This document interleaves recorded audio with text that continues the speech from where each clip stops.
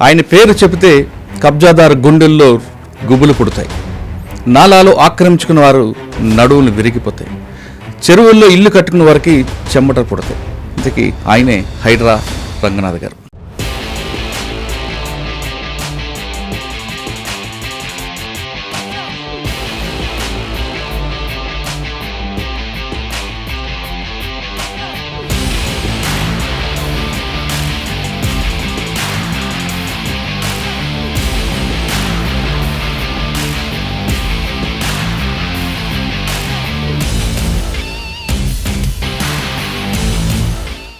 Buffer జోన్లో మీ ఇల్లు ఉందా? ఒకటి అడుగుతాను మురళి, మెడ మీద తల ఉంటుందా, తల మీద మెడ ఉంటుందా? ఏ అపోజిషన్ లీడర్ చెప్పండి, టార్గెట్ చేసి చెప్పి ఒక పేరు చెప్పండి. దెబ్బలు తట్టుకోలేక పటాన్ కాంగ్రెస్ కన్వెన్షన్ ముందు వాళ్ళకి చెప్పారు, నోటీస్ ఇచ్చి కొట్టారండి, లేదంటే డైరెక్ట్గా 405 GHMC యాక్ట్ చాలా స్పష్టంగా చెప్తుంటుంది అనమాట. నోటీస్ లేకుండా కూలగొట్టచ్చు అనేది చాలా స్పష్టంగా చట్టంలోనే ఉంది. అంటే నాగార్జున ఇంట్లో మీకు ఇలాంటి ఫోన్ రాలేదు? ఫోన్ ఆఫ్ చేసి పెడతాం. కొన్ని మేము విల్లాసు, కొన్ని చోట్ల షెడ్స్ కూలగొట్టినప్పుడు చాలా అప్రోర్ వచ్చింది. అరే పేదవాళ్ళని కొడుతున్నారు, మిడిల్ క్లాస్ వాళ్ళని కొడుతున్నారు, లోన్లు తీసుకుని ఉన్న వాళ్ళు కొడుతున్నారు. మనం ఒక పెళ్ళి చేసేటప్పుడు బిడ్డకి మనం ఎంక్వైరీస్ చేస్తాం. కానీ అమాయకులు కొనుక్కొని బలైపోయారు కదండి. చాలా కోట్లాది రూపాయలు కష్టం, వాళ్ళు ఈఎంఐ కట్టాల్సి వస్తుంది. కూలగొట్టే ఒక నెల రోజుల ముందు కూడా వాళ్ళు కొట్టున్నారు అక్కడ. కానీ వాళ్ళు ఏడుస్తున్నప్పుడు బాధ అనిపిస్తుంటుందా? ఎవడో ఒకటి చేస్తే దానికి అర్థం ఉంటుంది. 199 మంది చేస్తుంటే ఎందుకు సిస్టమ్ ఎందుకు అది? సో ఇంకొకటి, సండే రోజు కూల్చొచ్చా, సాటర్డే కూల్చొచ్చా అనేది కూడా ఉంది. ఎందుకు చేస్తున్నాం ఇదంతా? ఊరిని కూలగొట్టడం ఏమన్నా మాకేమన్నా దాంతో ఆనందం వస్తుందా? ఫేజెస్ చెప్పాను, మేము చేసేది ఏం చేయాలనుకుంటున్నాం. ఫస్ట్ ఫేజ్ 1, ఫస్ట్ ఈ విధ్వంసాన్ని ఆపాలి. సార్ దుర్గం చెరువులు కూడా ఉంది అంటున్నారు కబ్జా. దాని కిందనే రేవంత్ రెడ్డి గారు అనేది కూడా ఉంది. అది బఫర్ ఉందా, FTL ఉందా అనేది ఇంతవరకు నిర్ధారణ కాలేదు. అక్కడ వేలాది మంది ఇల్లులు ఉన్నాయి. అది 2008 నుంచి నడుస్తున్న ఇష్యూ. అది హైకోర్టు పరిధిలో ఉన్నటువంటి అంశం. సో దాన్ని ఏదో చూపించి ఇదిగో అక్కడ మీరు కూల్చట్లేదు, ఇక్కడ జనాల మీదకి వస్తున్నారండి. నా మీద బఫర్ జోన్ కాంట్రవర్సీ అయినా రేపు ఎవడు ఏదన్నా. కొంతమంది ప్రతిపక్షాలు హైడ్రా అనేది కేవలం ప్రభుత్వానికి ఒక జేబు సంస్థగా అయిపోయింది, డబ్బులు వచ్చి పడుతున్నాయి. మీరు ఏదో ఊరినే ఒట్టనేసి ఇది ATM సంస్థగా అయింది, ఖజానాలు నింపడానికో లేకపోతే ఎవడో కొంతమంది జేబులు చేయడానికో. జనరల్ అలిగేషన్స్ ఏముంటాయి నేను కూడా చెప్తాను. హైడ్రా 2.0 ఏం చేయబోతుంది? ఈ భయం క్రియేట్ చేయటం కాదు, దాని నుంచి పాజిటివ్ సైడ్ వెళ్తుంది. ఫైనల్గా మా గోల్. సార్ ఇంకా మూసీ ప్రక్షాళన అదొక పెద్ద ప్రాజెక్టు. ఒకటి మురళి, మూసీ ప్రక్షాళన హైడ్రాకి సంబంధం లేదు అసలు. సార్ మీరు హైడ్రా స్టార్ట్ చేసిన తర్వాత చుట్టుపక్కల చెరువులని మొత్తం ప్రక్షాళన చేస్తూ బెంగళూరు వెళ్ళి అక్కడ ఒక లేక్ మ్యాన్ కలవడం, అక్కడ కాన్సెప్ట్ని ఇక్కడ అడాప్ట్ చేయడం అనే ఉద్దేశం. మేము బెంగళూరుకి వెళ్తే కూడా కొంతమంది కామెంట్ చేశారు, అది లేదు బెంగళూరు ఏంది, అది పనికిమాలిన సిటీ. అది కాకినాడలో మీరు పనిచేశారు, అప్పటి నుంచి నడుస్తుంది సార్ స్మగ్లింగ్ అనేది. పవన్ కళ్యాణ్ గారు చూసిందంటూ రైస్ అది ఏదో షిప్ వెళ్తుంటే కూడా దాన్ని సీజ్ చేయమని చెప్పారు. సో అంటే పెద్ద ఎత్తున స్మగ్లింగ్ అనేది అక్కడ జరుగుతున్నప్పుడు అక్కడ నెట్వర్క్ ఏం చేస్తున్నారు అక్కడ? Welcome to I dream. ఆయన పేరు చెబితే కబ్జాదారు గుండెల్లో గుబులు పుడతాయి. నాలాలు ఆక్రమించుకున్న వారు నడువులు విరిగిపోతాయి. చెరువుల్లో ఇల్లు కట్టుకున్న వారికి చెమటలు పుడతాయి. ఇక కబ్జాదార కోరల నుంచి బయటపడే చెరువులు నిండు కుండల్లా కలకల్లాడతాయి. పార్కుల్లో పువ్వులు చక్కగా డ్యాన్సులు వేస్తుంటాయి. ఇంతకీ ఆయనే హైడ్రా రంగనాథ్ గారు. తను పనిచేస్తున్న పోస్టుని ఇంటి పేరుగా మార్చుకున్న వ్యక్తి హైడ్రా రంగనాథ్ గారు అలియాస్ AV రంగనాథ్ గారు, IPS కమిషనర్ హైడ్రా. రంగనాథ్ గారు ఎక్కడ పనిచేసినా ఒక స్పెషల్ మార్క్ ఉంటుంది. ఆయన తూర్పుగోదావరి జిల్లాలో పనిచేస్తున్నప్పుడు ఒక మార్క్ ఉండేది. అదేవిధంగా బలిమలలో ఒక ఇష్యూ ఉంటుంది. విజయవాడ వచ్చేసరికి అయోషా మీరా కేసు, అదేవిధంగా నల్గొండలో తీసుకుంటే ప్రణీత్ కేసు, ఇలాగ ఆయన ఖమ్మంలో తీసుకున్న ఒక కేసు ఉంటుంది, వరంగల్లో ఒక కేసు ఉంటుంది. ఎక్కడైనా సరే ఆయన ఖచ్చితంగా రూల్ ఆఫ్ లా పాటించడం నెంబర్ 1. అందుకే ప్రభుత్వం కూడా ఆయనకి హైడ్రా అనే ఒక సంస్థకి కమిషనర్గా చేసింది. ఇక హైడ్రా తీసుకుంటే అందరికీ తెలిసింది కేవలం కూలగొట్టడం వరకే కాదు. హైడ్రా 2 అనేది స్టార్ట్ అవుతుంది. దానివల్ల ప్రజలకి ఎలాంటి ఉపయోగాలు ఉంటాయి? కేవలం హైడ్రాలో నాగార్జున ఇల్లు ఒకటే కాకుండా ఎవరు ఇల్లు కొట్టారు, మిగతా వాళ్ళ జోలికి ఎందుకు పోవడం లేదు, హైడ్రా అన్నది చెరువుల్లో ఇల్లు కట్టిన వాళ్ళకైనా లేదు సామాన్యుడికి ఇల్లు కూలు కొట్టడమేనా అనే విషయాల్ని సార్ నాడు తెలుసుకుందాం. సార్ నమస్తే అండి. నమస్తే మురళి. రంగనాథ్ రేవి రంగనాథ్ గారు హైడ్రా రంగనాథ్ అయిపోయారు మీరు. బహుశా నాకు తెలిసి పోస్టుల్లో ఇంటి పేరు మార్చుకుంది మీరు ఒకరు, తర్వాత జేడి లక్ష్మణ్ గారు అనుకుంటా. ఆయన కూడా అదే కదా, వివి లక్ష్మణ్ గారు, జేడి లక్ష్మణ్ గారు, ఏబి రంగనాథ్ గారు హైడ్రా రంగనాథ్ అయిపోయారు. అవును, మీరు చూస్తే నన్ను అందరూ కూడా ఇప్పుడు హైడ్రా రంగనాథ్ గారు. అండ్ మా ఇల్లు కూడా గూగుల్లో మార్క్ చేస్తే అది హైడ్రా కమిషనర్ అని ఉంటుంది అనమాట. ఇల్లు కూడా నేను మామూలుగా మన సరదాగా గూగుల్లో చెక్ చేస్తాను. అంటే చాలా రేర్గా వస్తాయి సార్ పోస్టులో ఇంట్లో పేరు రావడం, ఇంటి పేరు మార్చుకుని చాలా రేర్. అంటే ఇది మీకు మీరుగా క్రియేట్ చేస్తుంది కాదు, పబ్లిక్ నుంచి వచ్చిన పేరు కాబట్టి మీరు క్యారీ చేయాల్సింది. అది డెఫినెట్గా నేను ఐ టేక్ ఇట్ యాజ్ ఒక మంచి ఆపర్చునిటీ అండ్ అదృష్టంగా భావిస్తాను. Right sir. ప్రభుత్వం ఇటువంటి ఒక ఇన్స్టిట్యూషన్ని ఫ్లోట్ చేయడం ఫస్ట్ ఆఫ్ ఇట్స్ కైండ్ కంట్రీలో. అంటే ఇట్లాంటి ఇన్స్టిట్యూషన్ ఇంతకుముందు ఎప్పుడు లేదు. అంటే ఒక రకంగా మున్సిపల్ అడ్మినిస్ట్రేషన్ మీద ఒక ఎన్ఫోర్స్మెంట్ వింగ్ లాగా ఇది పనిచేస్తూ ఎన్వైరన్మెంటల్ కన్సర్న్స్ని దాని మీద దృష్టి పెడుతూ అండ్ పబ్లిక్ అసెట్స్ని కాపాడుతూ ప్రభుత్వ స్థలాలు, పార్క్ స్థలాలు, రోడ్లు, నాలాలు, చెరువులు, ఇంకా వాట్ నాట్, ఇది ఓపెన్ స్పేసెస్ ఇన్ లేఅవుట్స్ ఇవన్నీ కాపాడుతూ డిజాస్టర్ రెస్పాన్స్ని తీసుకుంటూ ఇంకా దీంతో పాటు ఇతర లైక్ వేరే ఫైర్ ఎన్ఓసీలు, అడ్వర్టైజ్మెంట్స్, ఇట్లా రకరకాల ఫంక్షన్స్ కూడా అన్నీ ఇస్తూ ఒక ఆర్గనైజేషన్ని ఫ్లోట్ చేయటం. దానికి GOMS 99 ద్వారా జూలైలో ఒక ఇన్స్టిట్యూషన్ కాన్స్టిట్యూట్ చేస్తూ ఫస్ట్ కమిషనర్గా నన్ను అపాయింట్ చేయటం. Definitely I see it as నాకు ఒక మంచి ఆపర్చునిటీ. అంటే హైదరాబాద్ని భవిష్యత్తుని డెఫినెట్గా హైడ్రా అనేది చాలా చేంజెస్ చేయడానికి ఆస్కారం ఉన్నటువంటి ఇదనమాట. అంటే ఈ పోస్ట్ కానివ్వండి ఇదనేది. సార్ హైడ్రా పెట్టిన తర్వాత మీరు ఫస్ట్ మాకు ఇంటర్వ్యూ ఇచ్చినప్పుడు చెప్పారు హైడ్రా వస్తుంది, నెక్స్ట్ హైదరాబాద్ రూపురేఖలు మారిపోతాయని. అంటే మీరు ఫస్ట్ ఆపరేషన్ స్టార్ట్ చేయడమే నాగార్జున కన్వెన్షన్ దగ్గర నుండి, అంటే ఎక్కడెక్కడ FTLలో కానీ బఫర్ జోన్లో కానీ కూలగొట్టుకొచ్చారు. అంటే కొంతకాలం వరకు ఏమైందంటే హైడ్రా అనేది కేవలం కూల్చివేతలు మాత్రమే అనేది ఒక సీన్ క్రియేట్ అయింది. సిటీ సరౌండింగ్ అంతా కూడా తీసుకొచ్చారు. కానీ ఒక మతానికి సంబంధించిన కొన్ని విషయాల్లో కొంచెం వెనకంజ వేశారని అటువంటి ఆరోపణలు ఒకటి ఉన్నాయి. రెండు, హైడ్రా కూల్చివేతల్లో ఒక పార్టీకి కానీ లేదా ప్రతిపక్ష పార్టీలకి మాత్రమే టార్గెట్ చేశారనేది ఒక విమర్శ ఉంది. అంటే మీరు లక్ష్యం అనేది కేవలం కూల్చివేతలైనా లేదా భవిష్యత్తులో ప్రజలకి మంచి జరగాలనే ఉద్దేశంతో చేస్తున్నారని ఒకటి. ప్రశ్నకు సమాధానం చెప్పే ముందు ఇప్పుడు కొంత స్లో అయినట్లుగా హైడ్రా అనేది ఒకటి కనిపిస్తుంది. ఈ 4 ప్రశ్నలకు సమాధానం చెప్పే ముందు హైడ్రా కమిషనర్ గారే బఫర్ జోన్ ఉన్నారని ఇటీవల కాలంలో ఒక వార్త వస్తుంది. నాకు తెలిసి ఆ కృష్ణకాంత్ పార్క్ దగ్గర మీ నాన్నగారి ఇల్లు దాదాపు 15-20 సంవత్సరాల కింద కట్టిన ఇల్లు. అది ఈ మధ్యన మీరు కట్టుకున్న 44 సంవత్సరాలు మా నాన్నగారి ఇంట్లో నేను ఉంటున్నారు. కానీ ఇప్పుడు దాన్ని తీసుకొచ్చి దీనికి లింక్ కలిపారు. అసలు బఫర్ జోన్ ఏంటి, FTL అంటే ఏంటి విషయంతో పాటు అందరూ చేస్తున్నట్లుగా బఫర్ జోన్లో మీ ఇల్లు ఉందా? రైట్. ఒకటి అడుగుతాను మురళి, మెడ మీద తల ఉంటుందా, తల మీద మెడ ఉంటుందా? మెడ మీద తల ఉంటుంది సార్. మెడ మీద తల ఉంటుంది కదా, అది అందరూ యాక్సెప్టెడే కదా. 100% రైట్. మనం దాన్ని అంటే అది లాజిక్, అది లాజిక్ ఆర్ యాక్సెప్టెడ్ నార్మ్. అవును, మెడ మీద తల ఉంటుంది, తల మీద మెడ ఉంటుంది కదా. సో ఒక చెరువు అనేది అసలు ఫస్ట్ చెరువు ఎలా ఫామ్ అవుతుంది అనేది మనం తీసుకోవాలి. ట్యాంక్ ఫార్మేషన్ అని అంటాం. చెరువు అనే దాన్ని ఫామ్ చేయాలంటే ఏం చేస్తారు, ఒక కట్ట కడతారు, ఆనకట్ట కడతారు. చెరువు నీళ్లు పైనుంచి అదేంటే దాని ఎగువ ప్రాంతంలో ఉన్న నీరు అంతా వచ్చేసి చెరువులో ఆగుతాయి, ఆ కట్ట ఆపుతుంది అంతా. దాని చుట్టుపక్కల ప్రాంతాలన్నీ కూడా మునుగుతుంటాయి అన్నమాట. దాంతో ఆ చుట్టుపక్కల ప్రాంతాల్లో ముంపుకి అయినప్పుడు అంటే దాని చెరువుని దాని ఎక్స్పాండ్ ఏరియా అంటే లేక్ ఎక్కడ దాకా దాన్ని ఎక్స్పాండ్ అవుతుంది అనేది దాన్నే FTL అంటారు అన్నమాట. అంటే ఒక చెరువు ఫుల్ ట్యాంక్ లెవెల్ అంటే చెరువు దాన్ని పూర్తిగా నిండిందంటే వెయిర్ అంటారు. మనం ఇప్పుడు అలుగు అంటాం కదా, అలుగు ఆ వెయిర్ హైట్ బట్టి నిండుతుంది అనమాట. వెయిర్ హైట్ దాటింది అనుకో, ఇప్పుడు గ్లాసులో నీళ్లు పోస్తే బ్రిమ్ అంటాం, ఆ పైన అంచు ఉండేదాన్ని బ్రిమ్ అంటాం. దాని అంచు దాటిన తర్వాత కింద పారిపోతుంది నీళ్ళు, అంతే కదా.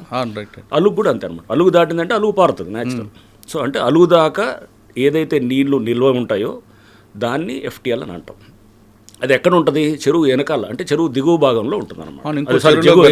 చెరువు పైనుంచి వచ్చే నీళ్లు చెరువు కట్ట అయినప్పుడు ఆ పైన ఉన్నటువంటి ప్రాంతం అంతా కూడా మనకి నిండుతుంది అనమాట, నిండి ఉంటుంది. అంతేగాని చెరువు దిగువ భాగంలో ఉండదు కదా. చెరువు కట్ట ఉంటుంది, కట్ట కింద ఎట్లా ఉంటుంది, కట్ట తెగితేనే కిందకు వస్తాయి నీళ్లు. కట్ట తెగిందంటే అది పెద్ద డ్యామేజ్ అనమాట, డేంజర్. అది కట్ట నుంచి పారే నీళ్ళు ఎట్లా పోతాయి, ఒక నాలా ఉంటుంది, అంటే దాని సర్ప్లస్ వేయర్ ద్వారా నాలా ఒకటి వచ్చేసి మనకి కింద నాలా అంటే ఫ్లడ్ వాటర్ వచ్చినప్పుడు అది కిందకి పారుతుంటుంది. అది కింద ఉన్న చెరువుకి. ఇప్పుడు మాది మీద పెట్టినటువంటిది ఏంటి, సింపుల్ అంటే ఇల్లాజికల్, అంటే లాజిక్ లేని వాదన అనమాట. దాన్ని ఏం చేస్తారు మీడియాలో కొంతమంది, సోషల్ మీడియా వాళ్ళు, కొంతమంది మీడియాలో వాళ్ళు, ఏదైతే హైడ్రా అనే దాన్ని తొక్కేయాలనేటువంటి శక్తులు చాలా పనిచేస్తుంటాయి. ఎందుకంటే ఇది చాలామంది ఇంట్రెస్ట్లను వ్యతిరేకంగా వచ్చినటువంటి సంస్థ ఇది. సో న్యాచురల్గా వెనకాల వాళ్ళ అజెండా వేరే ఉంటుంది, హిడెన్ అజెండా. ఎవరో ఒకళ్ళు ఇద్దరు ముందు పెడతారు, ఎవరో ఇల్లాజికల్గా ఉండేవాళ్ళు, వాళ్ళకి సబ్జెక్ట్ లేని వాళ్ళు మిమ్మల్ని కంట్రోల్ చేద్దామో, కాకపోతే నన్ను కంట్రోల్ చేద్దామనో, లేకపోతే మమ్మల్ని కాంట్రవర్సీ చేయటమనో ఇట్లా చేయాలని చూస్తారు. సో ఇప్పుడు మా ఇల్లు విషయానికి వస్తే యూసఫ్ కూడా చెరువు, అది ఎప్పుడో ఉన్నటువంటి చెరువు. మనం టోపో షీట్స్లో కూడా చూస్తే, టోపోగ్రఫీ షీట్స్ అంటే సర్వే ఆఫ్ ఇండియా మ్యాప్లో 1970లో సర్వే చేసిన దాంట్లో ఆ చెరువు ఉంటుంది. ఆ చెరువు అప్పుడెప్పుడో కట్టినారు, ఎప్పుడో పాత ఎప్పటి నుంచి ఉంది. తర్వాత దాన్ని మెల్లిగా 2003-2004 చంద్రబాబు నాయుడు గారు ఉన్నప్పుడు దాన్ని, తర్వాత అప్పుడు తీగల కృష్ణారెడ్డి గారు ఆ టైంలో దాన్ని పార్క్ లాగా తయారు చేశారు. అది కబ్జా అవుతుందనో ఏదో రకరకాల దీంతో కాపాడుకునే ప్రయత్నంతో అప్పుడు ఉన్నటువంటి ప్రభుత్వం అలా చేశారనమాట. ఫైన్, బాగానే ఉంది. చెరువు కాపాడుతున్న క్రమంలో దాన్ని పార్క్ కింద చేశారు. దాన్ని కృష్ణకాంత్ పార్క్ అని కూడా పెట్టారు. పెట్టి దానికి దాని కింద బఫర్ జోను అనేది ఉత్పన్నమే కాదు అసలు. బఫర్ జోన్ ఎఫ్టీఎల్ అనేది చెరువు కట్ట కింద దిగువ భాగంలో ఉండదు. నేను అదే అంటుంది, మెడ మీద తల ఉంటుందా, తల మీద మెడ ఉండదు అంటే చెరువు కట్ట కింద ఉండదు ఎఫ్టీఎల్ బఫర్. చెరువు కట్ట పైనే ఉంటుంది. బఫర్ జోన్ అంటే ఇప్పుడు ఎఫ్టీఎల్ నుంచి ఒక 30 మీటర్లు చెరువు విస్తీర్ణం బట్టి, దాన్ని బట్టి దానికి 30 మీటర్స్ అంటే ఒక ఇంత ఉండాలి, 30 మీటర్స్ దాకా బఫర్ జోన్ ఉంటుంది. Okay, 30 meters 10 meters depending on the area of the చెరువు అనమాట. చెరువు విస్తీర్ణం బట్టి పెద్ద చెరువు అయితే దానికి ఎక్కువ ఉంటుంది. 30 మీటర్స్ కృష్ణకాంత్ పార్క్ పైన బోరబండ అటువైపు అటు ఉంటుంది. ఎగ్జాక్ట్లీ పైకి ఉంటుంది అనమాట. ఉండేది కిందకు ఉంటుంది. మధురనగర్ అంతా చెరువుకి కింద దిగువ ప్రాంతంలో ఉంటుంది. ఆ నాలా కూడా మా ఇంటికి 100 మీటర్ల దూరంలో ఉంటుంది. నాలా నుంచి ఎంత ఉంటుంది, ఆ నాలా విడ్త్ బట్టి ఇది 10 మీటర్సా 2 మీటర్సా విడ్త్ ఉంటుంది. మాక్సిమం 10 మీటర్స్ అంతే. మాది 100 మీటర్ల పైన ఉంటుంది. ఆ నాలా కూడా ఇప్పుడు అది కింద దాన్ని మొత్తం అండర్ గ్రౌండ్ కవర్ చేసేసి వెళ్ళిపోయింది. అంటే ఏదో కాంట్రవర్సీ కోసం ఒకటి చేసి ఏదో ఒకటి బురదేద్దామని ఆ టోపో షీట్స్ పెట్టుకొని తిరుగుతున్నాడు అతను. ఎవరు చూస్తున్నాం, అతను దీని గురించి మాట్లాడుతున్నట్టు అంటే ఎవరు అతను లీడర్ ఎవరు ఉన్నారు మాట్లాడుతూ ఆ టోపో షీట్స్ అంటే అతనికి టోపోగ్రఫీ షీట్స్ కూడా చూసేటటువంటి మినిమం నాలెడ్జ్ లేదని అనిపించింది అనమాట. అంటే ఎక్కువ ఎగువ భాగం ఏది, దిగువ భాగం ఎక్కడ వస్తుంది, సో దాని నాలాస్ ఎట్లా ఉంటాయి, అంటే ఆ మినిమం లాజిక్ లేకుండా చేసే వాళ్ళని కొంతమంది సోషల్ మీడియా మోస్తుంటారు అన్నమాట. కూడా మీకు ఏదో రకంగా డిస్టర్బ్ చేయాలని తప్ప అట్లా ఇట్లాంటివన్నీ నాకు అలవాటు. సార్, ఆ ఇల్లు కూడా నేను చూసా కదండి, ఇప్పుడు 20 సంవత్సరాల క్రితం ఒకసారి వచ్చినప్పుడు అక్కడే ఉన్నారు కదా మీరు. 20 కాదు, మేము 1980లో కట్టింది, మా నాన్నగారు కట్టింది. అప్పటి నుంచి నేను ఇప్పుడు కాదు, నేను చదువుకుందంతా అక్కడే, చిన్నప్పటి నుంచి కూడా అక్కడే. మీ నాన్నగారు కూడా సివిల్ డిపార్ట్మెంట్ సివిల్స్ కాబట్టి ఆయన కలెక్టర్గా చేశారు కాబట్టి అంత గుడ్డుగా తీసుకోరు కదండి. అసలు గుడ్డి కాదు, అసలు అది వదిలేయండి. ఫస్ట్ కింద ఉండేది, దానికి అక్కడ వేల ఇల్లులు ఉన్నాయి. ఇంకోటి చెరువు కింద ఏముంటుందంటే ఒక్క కట్ట కింద ఒక 10 మీటర్ల దాకా ఖాళీగా పెట్టాలన్నమాట. అంటే రోడ్ లాగా వేస్తారు. చెరువు కట్ట ఏమన్నా తెగినప్పుడు కానీ రిపేర్ చేయడానికి లారీ తిరగటానికో బండి తిరగటానికో పెడతారు. ఆ 10 మీటర్లే తప్ప ఇక చెరువు దిగువన ఎక్కడ కూడా ఏదైనా కట్టవచ్చు అనమాట. సో మాది అక్కడి నుంచి దాదాపు బై రోడ్ వస్తే కనుక 1 కిలోమీటర్ ఉంటుంది. ఆయన గురించి వదిలేండి సార్, ఆ టాపిక్ గురించి మనకు అంటే అనేది వాళ్ళు అంటే దాంట్లో చూస్తే టోపో షీట్స్ పట్టుకొని చూపిస్తూ ఇది సర్వే మా దగ్గర మ్యాప్లు ఉన్నాయి, 100 సంవత్సరం మ్యాప్లు ఉన్నాయి అంటే మ్యాప్ స్టడీ చేయటం అనేది తెలియకపోతే, ఒక కాంటూర్ అంటే ఏంటో తెలియదు, ఒక సర్ప్లస్ వేర్ అంటే ఏంటో తెలియదు, ఒక చెరువుకి ఎక్కడ ఉంటుంది ఎఫ్టీఎల్ అని తెలియనప్పుడు ఇట్లాంటి ఇల్లాజికల్ డిస్కషన్స్ వస్తుంటారు. సార్, ఇల్లాజికల్ మీరే అన్నారు, ఆయన గురించి మనం మాట్లాడడం కూడా టైం లేదు. అంటే మనకి మెయిన్ టాస్క్ అంతా కూడా గవర్నమెంట్ మీ భుజం మీద పెట్టిందండి. హైడ్రా అనేది పెట్టడం ఉద్దేశం ఏంటంటే ఇకపై హైదరాబాద్ మునిగిపోవడం కానీ, మనం చూస్తున్న వేరే స్టేట్లో జరుగుతున్న సంఘటనలు జరగకుండా భవిష్యత్తులో ఉన్న వాళ్ళకి మంచి చేయాలని. కరెక్టే కదా సార్? కానీ ఇందులో మీకు ఫస్ట్ ఇంటర్వ్యూలో కూడా అడిగా, మీకు దీంట్లో చాలా ప్రెజర్స్ ఉంటాయి. మీకు మామూలు ప్రెజర్స్, ఎందుకంటే చాలా పెద్ద పెద్దలు ఉంటారు, కింద వాళ్ళు ఉంటారు, కింద వాళ్ళు ముందు పెట్టి పైన వాళ్ళు నడిపిస్తుంటారు. పైకి కనపడేదే ఇది కాదు, పైన ఎవడో పబ్లిక్ ముందు ఏడుస్తూ బాధపడుతూ ఉంటే కనుక దాని వెనకాల స్కీమింగ్ అర్థం చేసుకోవాలి. దాని వెనకాల వేరే శక్తులు పనిచేస్తుంటాయి. ఎందుకంటే ఇదంతా ఆ లాబీ, ల్యాండ్ గ్రాబింగ్ లాబీని చెక్ చేసేటువంటి సంస్థ ఇది. చేసినప్పుడు వాళ్ళు బయటికి రకరకాలుగా చూపిస్తారు. ఇప్పుడు ఇది ఈ బఫర్ కాంట్రవర్సీ లాంటిదో, లేకపోతే ఎవరో కొంతమందిని పెట్టేసి ఇష్యూని తీసుకేస్తూ, ఎందుకంటే డైరెక్ట్గా చేయరు ఎప్పుడు కూడా వాళ్ళు డైరెక్ట్గా, ఎందుకంటే వాళ్ళు తప్పులో ఉంటారని వాళ్ళకి తెలుసు. ఇండైరెక్ట్గా ఇలా చేస్తారు. సో ఇందాక మీరు అడిగారు, ఫస్ట్ కూల్చివేతలే ఉంటాయా, ఓన్లీ ఒక మతం వాళ్ళే చేస్తున్నారు, ఒక పార్టీ వాళ్ళే చేస్తున్నారని. సో దీని మీద మీరు చూస్తే కనుక మేము జూలైలో ఇది హైడ్రా ఫామ్ అయింది. ఫస్ట్ కమిషనర్గా జూలై ఎండింగ్లో వచ్చింది. స్టార్టింగ్ మేము డిమాలిషన్స్ ఆగస్ట్ ఫస్ట్ వీక్లో స్టార్ట్ చేసినప్పుడు ఫస్ట్ చేసింది ఎంఐఎం స్ట్రాంగ్ హోల్డ్ అయినటువంటి బుమ్రుక్ దోలా. అచ్చా. సో దాంట్లో కొంతమంది అక్కడ స్థానికంగా ఉన్నటువంటి నాయకులు, ఓకే, నాయకులు వాళ్ళు కట్టినటువంటి అపార్ట్మెంట్స్ని కూల్చేసి మొత్తం బుమ్రుక్ దోలా అనేది 300 సంవత్సరాల క్రితం ఉన్నటువంటి చెరువు. దాని మీద ఎన్నో సంవత్సరాల నుంచి అందరూ దాన్ని ఏది స్పీకింగ్ ఆర్డర్లు ఇస్తున్నారు, కూల్చాలి అంటున్నారు, కానీ ఎవరు దాని మీద యాక్షన్ జరగదు. ఓకే. సో మేము వచ్చాము, ఇమీడియట్గా వీ హ్యావ్ టేకెన్, అది ఆ పాత ఆర్డర్స్ ఉన్నాయి, అన్నీ కూడా క్లియర్గా ఉన్నాయి. ఇక దాన్ని అందరూ పిల్లికి గంట కట్టాలి కదా, ఎవడో పిల్లి somebody has to build the cat. So అది చేయడానికి హైడ్రా అనే సంస్థ ఉందన్నమాట. సో ఇది ఎప్పటి నుంచో పేపర్ మీద జరుగుతుంది, పేపర్ మీద కాదు కదా, గ్రౌండ్లో ఏం చేశారనేది ముఖ్యం అన్నమాట. సో వెంటనే మేము అక్కడ డిమాలిష్ చేసాం. ఇప్పుడు ఆ చెరువు అంతా కూడా రేపు రివైవ్ అవుతుంది. ఇప్పుడు అది ఊరిని చెరువు కూల్చివేతలు కాదు, బుమ్రుక్ దోలా ఇప్పుడు రివైవ్ అవుతుంది. 300 సంవత్సరాల క్రితం అక్కడ రాజవంశీకులు వాళ్ళు అక్కడి నుంచి నీళ్లు, అక్కడ రాణీలు వాళ్ళంతా కూడా అక్కడ స్నానాలు అది కూడా ఆచరించేవాళ్ళని, లేకపోతే వారు అక్కడి నుంచి డ్రా చేసేవారని, ఇట్లా చాలా ఉంది. హిస్టారికల్ లేక్ అది, చాలా అద్భుతమైన హిస్టరీ ఉన్నటువంటి లేక్ అది. సో అది అట్లా బుమ్రుక్ దోలా అంటే అది అంతా కూడా అక్కడ సౌత్ జోన్లో ఉన్నటువంటి స్ట్రాంగ్ హోల్డ్ రాజేంద్ర నగర్ ప్రాంతంలో ఉన్నటువంటి దాన్ని చేసాం. నెక్స్ట్ 27 డిమాలిషన్స్ చేసాం. సో మీడియాకి ఇష్టమైందేమో ఎన్కన్వెన్షన్ డెమాలిషన్. న్యాచురల్గా ఏంటంటే ఒక సినిమా యాక్టర్ కాబట్టి దానికి కొంత వచ్చింది.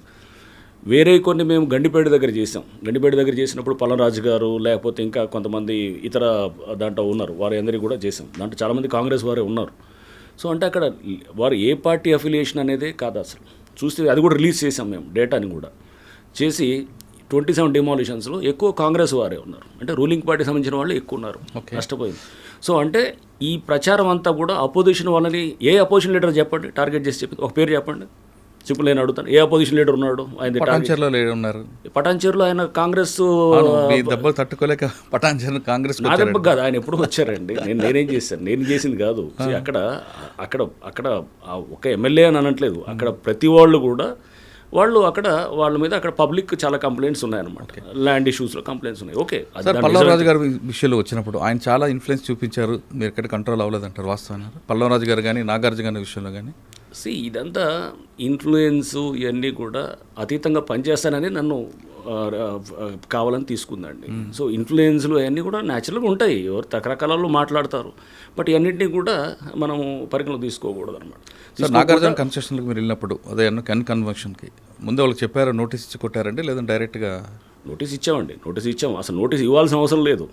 నేను సుప్రీంకోర్టు దీన్నన్నింటినీ ఇప్పుడు మేము చేసిన ప్రతి చర్యను కూడా అన్ని కోర్ట్స్ సమర్థిస్తున్నాయి. ఇప్పుడు జస్టిస్ గవాయ్ మన జడ్జిమెంట్ ఇచ్చారు సుప్రీంకోర్టు బుల్డోజర్ జస్టిస్ మీద ఇస్తూ, దాంట్లో క్లియర్గా దాంట్లో మనకు చూస్తే కనుక ఇది పారా 86 ఏదో ఉన్నది, దాంట్లో ఇవన్నీ కూడా వారు ఇచ్చినటువంటి గైడ్లైన్స్ అన్నీ కూడా బఫర్ జోన్లో, ఎఫ్టీఎల్లో, వాటర్ బాడీస్లో ఉన్న వాటికి, లేకపోతే కనుక రోడ్స్ మీద ఉన్న వాటికి, లేకపోతే కనుక ఇట్లా అంటే ఇటువంటి వాటిని ఏదైతే రోడ్ల మీద కానీ అంటే రోడ్స్ రైల్వే లైన్స్ మీద కానీ, రైల్వే లైన్స్ దగ్గర కానీ ఎంక్రోచ్మెంట్స్కి వర్తించదని చాలా స్పష్టంగా చెప్పారు.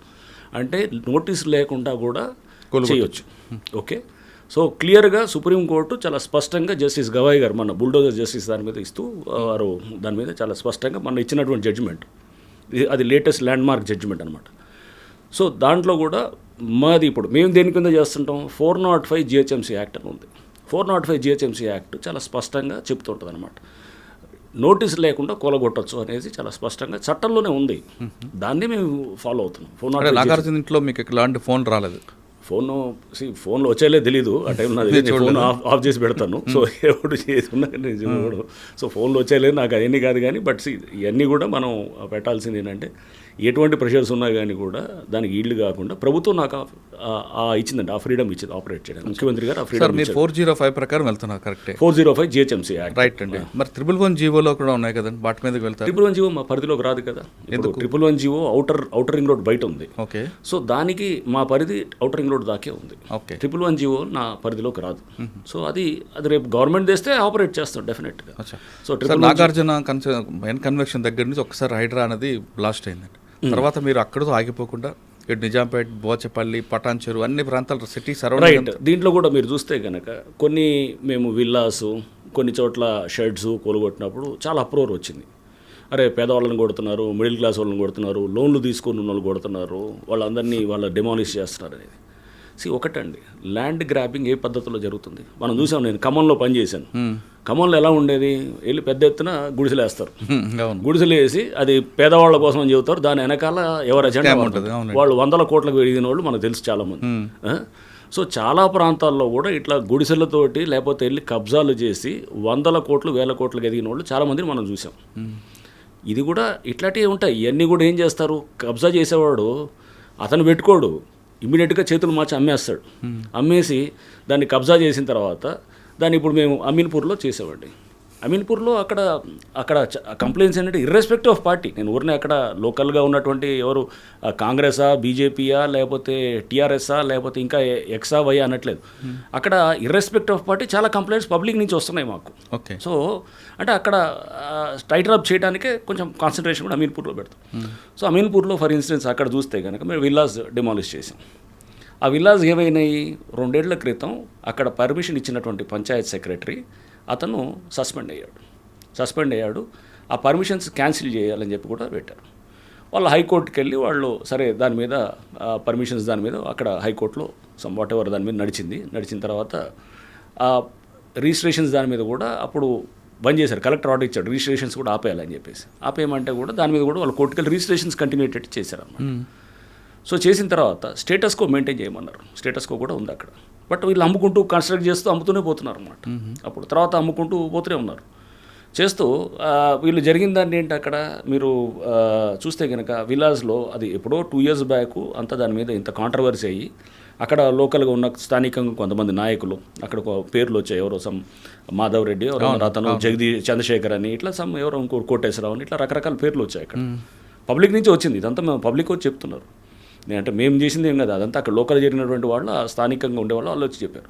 సో వాళ్ళు అక్కడ లోకల్ రాజకీయంగా కూడా వాళ్ళు ఇది ఉన్నారు. వాళ్ళ మీద కూడా మేము కంప్లైంట్ ఇచ్చాం పోలీస్ స్టేషన్, అక్కడ స్థానిక పోలీస్ స్టేషన్ కూడా ఇచ్చాం, హైడ్రా నుంచే ఇచ్చాం. వాళ్ళు ఆ ల్యాండ్ని కబ్జా చేసి విల్లాస్ కట్టి, చిన్న విల్లాసు వీళ్ళకి అమ్మారు. అమ్మినప్పుడు దాని మీద ఆల్రెడీ పంచాయత్ సెక్రటరీని అరెస్ట్ చేశారు. దాని మీద వీడియోలు ఉన్నాయి. అక్కడ స్థానికంగా పెద్ద ఎత్తున దుమారం లేచింది. ఇవన్నీ ఒకళ్ళు కొనేవాళ్ళు ఇప్పుడు సపోజ్ వీళ్ళంతా కొనేస్తారు, చెరువుల్లో ఇట్లానే అమ్మేస్తారు. చెరువులు అమ్మేసి నేను చెప్పాను ఇంత గుడిసెలు లాజిక్ ఏది ఖమ్మంలో జరిగింది, నేను చూసాను లేదు ఎక్కడైనా కానీ. అంటే గుడిసెలు వస్తే గుడిసెలు వదిలేయాలి, ఇక కబ్జా చేసేసి గుడిసెలు వచ్చాయి కాబట్టి పేదవాళ్ళు పాపం వాళ్ళు వదిలేయకూడదని. సో వాళ్ళని కోలుకొట్టడం వేరు, ఒక ఇల్లు కోలుకొట్టడం వేరు కదా సార్. ఇల్లు కూడా ఏంటి పర్మిషన్స్ అసలు ఎలా, ఫస్ట్ ఆఫ్ ఆల్ పర్మిషన్స్ ఇచ్చిన అధికారులు అక్కడ వాళ్ళని క్యాన్సిల్ చేశారు. చేసిన తర్వాత లోన్లు తెచ్చారు, బ్యాంకర్స్ లోన్లు ఇచ్చారు. అంటే డ్యూ డెలిజెన్స్ ఏమైంది, మీరు చేయాల్సిన మినిమమ్ ఇది ఎంక్వైరీ చేయాల్సింది ఉండాలి కదా. ఇప్పుడు మనం ఒక పెళ్లి చేసేటప్పుడు బిడ్డకి ఎన్ని మనం ఎంక్వైరీస్ చేస్తామండి, ఆ ఎంక్వైరీ చేసుకోవాలి కదా. ఇక్కడ కూడా పబ్లిక్ని అనట్లేదు, పబ్లిక్ చేయాల్సింది ఉంది. అక్కడ ఉన్నటువంటి సిస్టమ్ కూడా ఇప్పుడు డెఫినెట్గా అక్కడ క్లెన్సింగ్ జరుగుతుంది. అక్కడ తప్పకుండా అక్కడ జరగాలి. ఇష్టానుసారంగా జరుగుతుంది కాబట్టి అమీన్పూర్ మీద కాన్సన్ట్రేషన్ ఎక్కువ పెడుతున్నాం. సో అక్కడ మీరు ఏ అధికారం అంటే అధికారం ఇష్టమైన రూల్స్ మార్చేస్తారా? ఇంకా అది వ్యవస్థ ఏంటి, దీనికి ఒక సిస్టమ్ ఏంటి అంటే రేపు పద్ధతి ప్రకారం రూల్ ఆఫ్ లా ఒకటి ఉంటుంది, ఒక చట్టము, ఒక న్యాయము, ఒక వ్యవస్థ, ఒక సివిలైజ్ సొసైటీ. మనం నాగరిక ప్రపంచంలో ఉన్నామని ఇవన్నీ మనం విస్మరించి పనిచేయటం కాదు కదా. అది ఫస్ట్. అంటే స్వార్థం కోసం ఎవడికి వాళ్ళు చేయటం కరెక్ట్ సార్. మీరు చెప్పినట్లుగా వాళ్ళ స్వార్థం కోసం పర్మిషన్ ఇచ్చారు, బ్యాంకులు లోన్ ఇచ్చారు. కానీ అమాయకులు కొనుక్కొని బలైపోయారు కదండి. ఇప్పుడు చాలా కోట్లాది రూపాయలు కష్టం, వాళ్ళు ఈఎంఐ కట్టాల్సి వస్తుంది. వాళ్ళు వచ్చినప్పుడు వాళ్ళని అడిగింది, మీరు అక్కడ పంచాయత్ ఆఫీస్కి వెళ్ళారు. వాళ్ళు వెళ్ళి ఎప్పుడు వీళ్ళు రిజిస్టర్ చేసిన తర్వాత వెళ్ళి పంచాయత్ ఆఫీస్కి వెళ్తే అక్కడ తెలిసింది వాళ్ళకి ఇదంతా ప్రాబ్లం ఉందని. అరే ఇట్లా ఉందని చెప్పి వాళ్ళ తర్వాత వేరే వాళ్ళకి చెప్పలేదుగా. అది అట్లా అంటే వాళ్ళు ఆ చిన్న పని ఇప్పుడు పెళ్లి చేసే ముందు వాడు ఎవడో డ్రగ్ అడిక్టో లేకపోతే ఏదో పెళ్లి చేసిన తర్వాత తెలిస్తే ఏం చేస్తారు? ముందే చేసుకోవాలి, మనం ముందే చేసుకోవాలి కదా. నా జీవితం అంతా ఇట్లా నాశనం చేశారని అట్లా అంటావా? నువ్వు ఎందుకు చేయలేదని అంటాం. ఫస్ట్ ఎందుకు చెక్ చేసుకోలేదు అంటే ఇప్పుడు తప్పు వాళ్ళది కూడా 50% డెఫినెట్గా ఉంటుంది, వాళ్ళది ఉంటుంది. అక్కడ సిస్టమ్ అంతా కూడా నేనేది వీళ్ళది పబ్లిక్ది పూర్తిగా పబ్లిక్ ఒక్కళ్ళే అని నేను వాళ్ళ మీద బ్లేమ్ చేయట్లేదు. సిస్టమ్ అంతా అక్కడ సరిగ్గా చేయలేదు సార్. వీళ్ళు చేయలేదు, వీళ్ళు కొనుక్కున్నారు, బ్యాంక్ నుంచి ఈఎంఐ కట్ అవుతుంటుంది, కోలుగొట్టారు. మీరు వీళ్ళ వరకు నష్టపోయింది. కానీ పర్మిషన్ ఇచ్చిన వాళ్ళ మీద కూడా కేసులు క్యాన్సిల్ చేశారు కదా. వాళ్ళని కూడా కేసులు అదే చెప్పారు. పర్మిషన్స్ ఇచ్చిన అధికారులు గతంలో ఇచ్చిన వాళ్ళది క్యాన్సిల్ చేసి వాళ్ళు సస్పెండ్ చేశారు కదా. సస్పెండ్ చేశారు, కేసు కూడా పెట్టారు కదా వాళ్ళ మీద, క్రిమినల్ కేసు కూడా పెట్టారు. ఓకే, అవన్నీ జరిగినాయి. సేమ్ డిండిగల్లో కూడా అలానే జరిగింది. ఏది మన డిండిగల్ మేము కొలుగొట్టాం కొన్ని విల్లాస్, అక్కడ కూడా ఏది దాని పేరు కత్వా చెరువు అని అంటారు. అక్కడ కూడా సేమ్ థింగ్. అక్కడ ఎవరు పంచాయతీ సెక్రటరీ సస్పెండ్ అయ్యాడు, కేసు పెట్టారు 2 ఏళ్ల క్రితం. ఆ బిల్డర్ ఎవరైతే చేశారో ఆ బిల్డర్ మీద కూడా కేసు పెట్టారు. కేసు పెట్టిన తర్వాత కూడా ఆ ముందు మేము కూలగొట్టే ఒక నెల రోజుల ముందు కూడా వాళ్ళు కొంటున్నారు అక్కడ. కొన్ని అంటే ఎట్లా ఉంటారు వీళ్ళు, కొనేటప్పుడు తక్కువకి ఇస్తారు. జరిగేది అది. అంటే అంతా మనం అమాయకులని అనుకోవడానికి లేదు. వీళ్ళు 4 రూపాయలు తక్కువకి ఇచ్చాడు, పర్లేదు ఏని మనం మేనేజ్ చేసుకోవచ్చు, ఏముండదులే అనకంటే అది భరోసా అనమాట. సో అంటే ఆడ సపోజ్ ఎవరన్నా ₹1,00,00,000 విల్లా ఉందనుకోండి, 60 లక్షలకో 70 లక్షలకో ఇస్తారు. లేదా 1,50,00,000 ఉందనుకోండి, 1,20,00,000 అంటాడు అనమాట. 30-40 లక్షలు తక్కువ ఇచ్చేస్తారు. సో ప్రాబ్లం తెలిసినా కానీ కొంటారు. ఎందుకు కొంటారంటే పర్లేదు మేనేజ్ చేసుకోవచ్చు, ఏముందిలే మందాక ఎందుకు వస్తుంది అనేటటువంటి ఒక భరోసా అనమాట. ఓకే. సో ఇది నేనండి, అంటే మీరు చూస్తే మీరు అంటే ఈ కొట్టిన వాటికి అన్నిటికీ మీరు ఎట్లా మీరు తప్పు కదా అని అంటే అది 100% తప్పు కానే కాదు. ఎందుకంటే గనక వాళ్ళకి అక్కడ తెలిసినా తెలియకపోతే ignorance of law is no excuse. చాలా చట్టం, ignorance of law is no excuse. So దీంట్లో మనం ఈ టైప్ ఆఫ్ కఠినంగా లేకపోతే గనక ఇంత పెద్ద ఎత్తున జరుగుతున్న విధ్వంసాన్ని ఆపలేము. హైదరాబాద్లో ఇప్పుడు ఎవరిని అడిగినా FTL బఫర్ అనేది తెలుసుకున్నారు. ప్రతివాడు కొనే ముందు 1కి 100 సార్లు చెక్ చేసుకుంటున్నారు. కరెక్ట్. ఇది తీసుకొచ్చిన దాంట్లో హైడ్రా డెఫినెట్గా మేము we feel as we have succeeded అనేది అనుకుంటాం. ఓకే. ఈ అంటే ఆటోమేటిక్ ఇప్పుడు పబ్లికే చెక్ చేసుకుంటున్నారు. హైడ్రా అనుమతుందా లేదా, బఫర్ జోన్ హైడ్రా అనుమతి కూడా వచ్చింది. బఫర్ జోన్ మనం చూస్తే జస్టిస్ భాస్కర్ రెడ్డి గారి జడ్జిమెంట్ ఉంది. చాలా అద్భుతమైన జడ్జిమెంట్ ఇచ్చారు మన వారు హైకోర్టు జడ్జిమెంటు. అంటే స్టేట్ అంటే ఏదైనా స్టేట్ అనేది ఈజ్ ఓన్లీ ఏ ట్రస్టీ. దీంట్లో ఇక్కడ స్టేట్ అనేది ఒక ట్రస్టీ అంతే తప్ప కానీ ఎవడో నాకు పర్మిషన్స్ వచ్చేసాయి కాబట్టి నాకు HMDA ప్లాట్లు వేసింది, పర్మిషన్స్ ఇచ్చాడు అధికారి, నాకు బ్యాంక్ లోన్ ఇచ్చింది కాబట్టి ఇది నా ల్యాండు అని అంటాను క్లెయిమ్ చేయడానికి లేదు. చెరువులో కానీ ఇట్లాంటిది వాటర్ బాడీస్లో కానీ ఎక్కడైనా అది that is a trustee government. అది ఇచ్చినా కానీ కూడా నిర్దాక్షిణంగా వ్యవహరించవచ్చు అని చాలా స్పష్టంగా కోర్టు ఇచ్చింది. సో మాకు చాలా సపోర్టివ్గా ఇచ్చినటువంటి జడ్జిమెంట్ సుప్రీంకోర్టు జస్టిస్ గవాయ్ గారు ఇచ్చిన జడ్జిమెంటు వితౌట్ నోటీస్ అనేది అది. అండ్ జస్టిస్ భాస్కర్ రెడ్డి గారు వారు ఇచ్చినటువంటి జడ్జిమెంటు చాలా క్లియర్గా ఉన్నాయి అనమాట. సో చాలా లోతుగా అంటే చాలా డెప్త్లో తీసుకొని చేసినటువంటి జడ్జిమెంట్స్గా నేను చూస్తున్నాను. కరెక్టే సార్, మీకు చట్ట ప్రకారం వెళ్తున్నారు, మీరు ఎక్కడ కూడా అన్లాఫ్లోకి వెళ్ళట్లేదు, లా ప్రకారం వెళ్తున్నారు. కానీ వాళ్ళు ఏడుస్తున్నప్పుడు బాధ అనిపిస్తుంటుందా? నేను మొన్న కూడా నేను ఇంజనీర్స్ అందరితో మీటింగ్ అయినప్పుడు కూడా చెప్పాను. కొన్ని చోట్ల మురళి ఎట్లుండాలంటే మనసును చంపుకొని పనిచేయాలనేది నేను మొన్న కూడా చెప్పాను. ఇప్పుడు గంజాయి మీకు తెలుసు, నేను AOB ఏరియాలో రైడ్ చేశాం. మేము ఏది నల్గొండలో ఉన్నప్పుడు వెళ్ళి రైడ్ చేసాం. రైడ్ చేసినప్పుడు అక్కడ ఫైరింగ్ చేసి అక్కడ లక్షలాది కేజీల గంజాయి దేశవ్యాప్తంగా సరఫరా అవుతుంది. 10,000 కోట్ల మార్కెట్ అది AOB నుంచి. ఒకసారి వెళ్ళి అక్కడ మొత్తం ఫైరింగ్లు చేసి కాస్త హడావడి చేసేటప్పటికి అప్పుడు గతంలో ఉన్న ప్రభుత్వం కూడా వారు కూడా బాగా రియాక్ట్ అయ్యి వారు కూడా చేస్తుంది. అది పరివర్తన ఏదో పెట్టారు, చేసేసి మొత్తం దాన్ని ఆపరేషన్ పరివర్తన చేసి మొత్తం గంజాయినంతా క్లీన్ చేయడం మొదలెట్టారు. సిస్టమ్ అనేది తప్పు చేయాలంటే భయపడాలి. విచ్చలవిడిగా అన్ని గంజాయి అంతా సాగుల్లో ఉంటే కనుక అది వ్యవస్థ ఏంటి అక్కడ? ఇప్పుడు ఎవడంట ఇష్టమైనట్టు అందరూ అనాథరైజ్గా కడుతుంటే వ్యవస్థ ఏంటి అక్కడ? ఎవడో ఒకటి చేస్తే దానికి అర్థం ఉంటుంది. 100లో 99 మంది చేస్తుంటే ఎందుకు సిస్టమ్ ఎందుకు అది మూసేసి మనం మామూలుగా చేయాలన్నమాట. అది గంజాయి అంతా సాగు చేస్తే లీగలైజ్ చేయాలి అక్కడ, అంతేగాని అంటే అక్కడ ఆ గంజాయి దాంట్లో చూసేటప్పుడు మనం ఎలా చూస్తాం, అక్కడ దానివల్ల ఒక 10,000-20,000 మంది ఎఫెక్ట్ అవుతారు. అది ముఖ్యమా? కంట్రీ మొత్తం ఉన్నటువంటి కోట్లాది మంది దానివల్ల బెనిఫిట్ అవుతారు. సెకండ్ వన్ మనం ప్రయారిటీ ఎగ్జాక్ట్లీ. సో అంటే ఇదే బెంథమ్స్ యూటిలిటేరియనిజం అని ఉంటుంది అనమాట. అంటే మనం దీంట్లో ఎవరికి ఎక్కువ లాభం చేసేది ఉంటే దాని వైపు మనం మొగ్గు చూపాలని. సో ఇక్కడ కొంతమంది డెఫినెట్గా కొంతమంది ఇంట్రెస్ట్లు పోతాయి, ఎఫెక్ట్ అవుతాయి. ఇక్కడ నష్టపోయిన వాళ్ళు ఉండొచ్చు వాళ్ళు, ఓకే. సో కొంతమంది విల్లాస్ పోయిన వాళ్ళకి కూడా చట్ట విరుద్ధంగానే ఉన్నాయి అన్నీ కూడా, చట్టపరంగా ఏది లేదు. అది మన జస్టిస్ మన భాస్కర్ రెడ్డి గారు చెప్పింది కానివ్వండి, వాళ్ళని వెళ్ళి మీరు కంపెన్సేట్ చేయమని క్లెయిమ్ చేయమనండి మా మీద కోర్టులో రూపాయి రాదు చెప్తున్నారు కదా. ఎందుకంటే లీగల్గా we are on the right side. వెళ్ళి వాళ్ళు ఏమనండి, ఏ కోర్టులో అయినా ఏమనండి, వేసి పైసలు కట్టమనండి, కొలగొట్టిన దానికి రూపాయి కూడా రాదు. Because they are on the wrong side.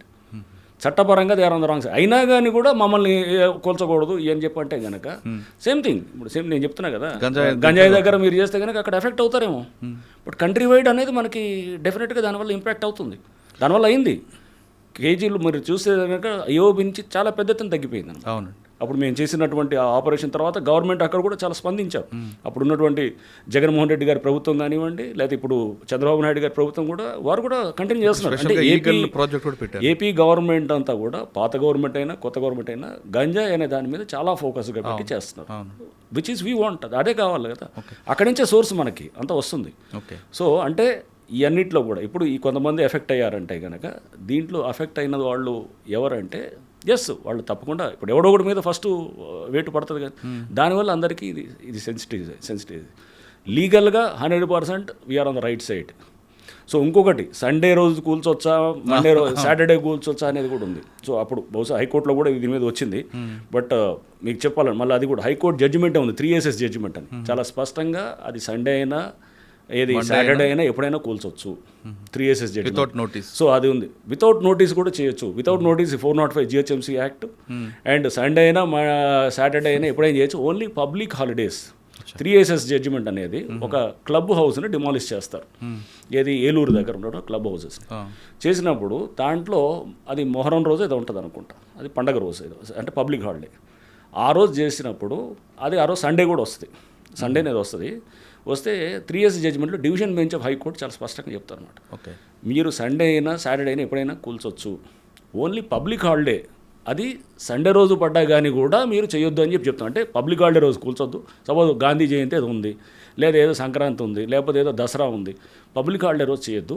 Public holiday Sunday రోజు పడ్డా కానీ కూడా చేయొద్దు అని కూడా ఇచ్చారన్నమాట. అంటే క్లారిటీ ఇవ్వడం అన్నమాట. సండే రోజు చేయొచ్చు అనేది కూడా స్పష్టంగా చెప్తాం. అంటే సాటర్డే సండే అప్పుడు అన్నారు మీరు అంతా సెలవుల రోజే చేస్తున్నారు, సెలవులు ఎప్పుడైనా చేయొచ్చు. There is no bar. 3SS judgement చాలా స్పష్టంగా ఉంది. We follow the procedure, rule of law అనేది ఉంటుంది. నోటీసులు ఇవ్వాల్సిన చోటు నోటీసులు ఇస్తున్నాము. ఇప్పుడు మాకు చాలా బలోపేతం చేశారు. ఇప్పుడు ఏది ప్రభుత్వం నుంచి ఆర్డినెన్స్ ద్వారా మాకు చాలా పవర్స్ ఇచ్చారు. చాలా యాక్ట్స్ ద్వారా కూడా మాకు పవర్స్ వచ్చాయి. మ్యాన్ పవర్ వచ్చాయి, చాలా స్ట్రెంత్. ఇప్పుడు మీరు అంటున్నారు సైలెంట్ అయిపోయిందా అన్నారు. సైలెంట్ ఏం కాదు. ఇవన్నీ కూడా ఒక స్ట్రాటజికల్గా వీఆర్ దాన్ని బిల్డ్ చేస్తున్నాం అనమాట. ఇప్పటికీ డెమాలిషన్స్ అవుతున్నాయి. కానీ మీకు ఏంటంటే నాగార్జున డెమాలిషన్ లాంటిది అయితేనే మీరు అప్పుడు దాన్ని మీడియా విల్ బి హ్యాపీ, అది క్యారీ చేయాలనుకుంటారు. సో వెనకాల చాలా జరుగుతున్నాయి, డెమాలిషన్స్ అవుతూనే ఉన్నాయి. కానీ అది చిన్న చిత్కా అన్ని జరుగుతూనే ఉన్నాయి. సో మీరు అనుకుంటారు మేము మీరు ఫస్ట్ గుర్తుపెట్టుకోవాల్సింది అంటే ఆగస్ట్లో వచ్చినప్పుడు ప్రెస్ మీట్ పెట్టాం మేము. పెట్టి నేను పవర్ పాయింట్ ప్రజెంటేషన్ ఇచ్చాను. నేషనల్ రిమోట్ సెన్సింగ్ ఏజెన్సీ డేటాని స్క్రీన్ మీద చూపిస్తూ మీడియా అందరితో కూడా మాట్లాడు. ఆగస్ట్ ఫస్ట్ వీక్ అండి, డిమాలిషన్ కూడా స్టార్ట్ చేయలేదు. చెప్తూ 61% చెరువులు మొత్తం ఆక్రమణ అయినాయి హైదరాబాద్లో, మిగతా ఉంది 39% అని రిమోట్ సెన్సింగ్ దాంతో చెప్తూ ఫేజెస్ చెప్పాను. మేము చేసేది ఏం చేయాలనుకుంటున్నాను. ఫేజ్ 1 ఫస్ట్ ఈ విధ్వంసాన్ని ఆపాలి. ఈ విధ్వంసాన్ని ఎలా ఆపాలంటే కనుక we'll go on demolitions. Next phase 2 ఈ డెమాలిషన్స్ తోటి ఆగిపోతాయి. ఫర్దర్ ఎంక్రోచ్మెంట్స్ ఆగిపోతాయి. అన్నీ కూలగొడదాం అనట్లేదు. డెమాలిషన్ చేయగానే ఆ డిటరెన్స్ తోటి ఎవ్రీథింగ్ విల్ కొంతవరకు అవుతుంది. ఆ తర్వాత ఫర్దర్గా ఏం చేసాం, అధికారుల మీద కేసులు పెట్టాం, డెమాలిషన్స్ చేసినప్పుడు ఇప్పుడు చేయాలంటే 1-2 సార్లు ఆలోచన చేస్తారు. రేపు ఎవడైనా ఇప్పుడు చేసినాడు అనుకోండి, ఇప్పుడు చేస్తే అతను రేపు తప్పకుండా ముందు అతనికి డెమాలిషన్ అవుతుంది. ఇప్పుడు కూడా అంటే first is demolition, second is రిజ్యునేషన్. Okay, అంటే ఎందుకు చేస్తున్నాం ఇదంతా? ఊరిని కూలగొట్టం ఏమన్నా మాకేమన్నా దాంతో ఆనందం వస్తుందా? కూలగొట్టం ఇది డిస్ట్రక్టివ్, భవిష్యత్తు కోసం కదండి. ఎగ్జాక్ట్లీ. దీని తర్వాత అసలు పని అప్పుడు మొదలవుతుంది. ఇది మొదట జరుగుతున్నది, ఇది ఒక ప్రారంభంలో జరిగేటటువంటి ఒక ప్రక్రియ మాత్రం ఇది. దాని తర్వాత జరిగేది అసలు చెరువులు నాలాలు రివైవల్ అనమాట. అది దట్ ఈస్ మోర్ ఇంపార్టెంట్. కూలగొట్టడం ఇంపార్టెంట్ కాదు. కన్స్ట్రక్టివ్గా చెరువుని పునరుద్ధరణ చేయటం, నాలాలు మళ్ళీ ఎస్టాబ్లిష్ చేయటం, లేకపోతే గవర్నమెంట్ ల్యాండ్ని రిస్టోర్ చేయటం, పార్క్ ఉంటే కనుక పార్కును రిస్టోర్ చేయటం, ఇవన్నీ దీస్ ఆర్ ద మనకి జరిగేటటువంటి ఇంపార్టెంట్ ఇదనమాట. సో అంతే తప్ప కానీ ఇది చేసేది దానికోసం. అది డెమాలిషన్ స్టార్ట్ చేయకముందే చెప్పాం. సో అంటే దాని అర్థం అన్నీ చేస్తారనేది. ఇప్పుడు ఏది మీరు నివాసమై ఉన్నటువంటి ఇళ్ళని దాన్ని కూల్చొని ఇప్పుడు అంటున్నారు, ఇంతకుముందు ఫస్ట్ నుంచి ఇదే మాట అంటున్నాం. ఎప్పుడు కూడా మేము నివాసం ఉన్న ఇల్లుని ఏది కూల్చలేదు. ఒక్కటి సున్నం చెరువు దగ్గర రేకుల షెడ్లు అది ఉన్నదాన్ని అక్కడ చేసాం. అది ఏది సున్నం చెరువు దగ్గర వాళ్ళు ఎందుకు అక్కడ ఎవడైతే గ్రాబ్ చేసి ఉన్నాడో, ఆ చెరువుని గ్రాబ్ చేసి ట్యాంకర్ల బిజినెస్ చేస్తున్నాడో అతని కింద పనిచేసే స్టాఫ్ అనమాట. దానికి ముందు ఒక వారం రోజుల ముందు ఎన్కన్వెన్షన్ కూల్చినప్పుడు దాని చుట్టూ చెరువు చుట్టూ, తెమ్మిడికొంట చెరువు అంటారు, దాని చుట్టూ చాలా షెడ్స్ చాలామంది ఇట్లా ఏది ఉన్నాయి, చిన్న ఇల్లులు వేసుకున్న వాళ్ళు ఉన్నారు. ఎవరికి కూల్చలేదే. అది బఫర్ జోన్లో FTL వచ్చినా కానీ కూడా కూల్చలేదు మేము. అంటే చాలా ఫస్ట్ నుంచి చాలా స్పష్టంగా ఉన్నాము. అంతేగాని ఇప్పుడు ఏదో సడన్గా ఏదో మేమేదో ఏది అక్కడ కూల్చారు ఇక్కడ కూల్చారంటే డిస్కనెక్టెడ్గా ఉన్న వాటిని కలపటకూడదు అనమాట.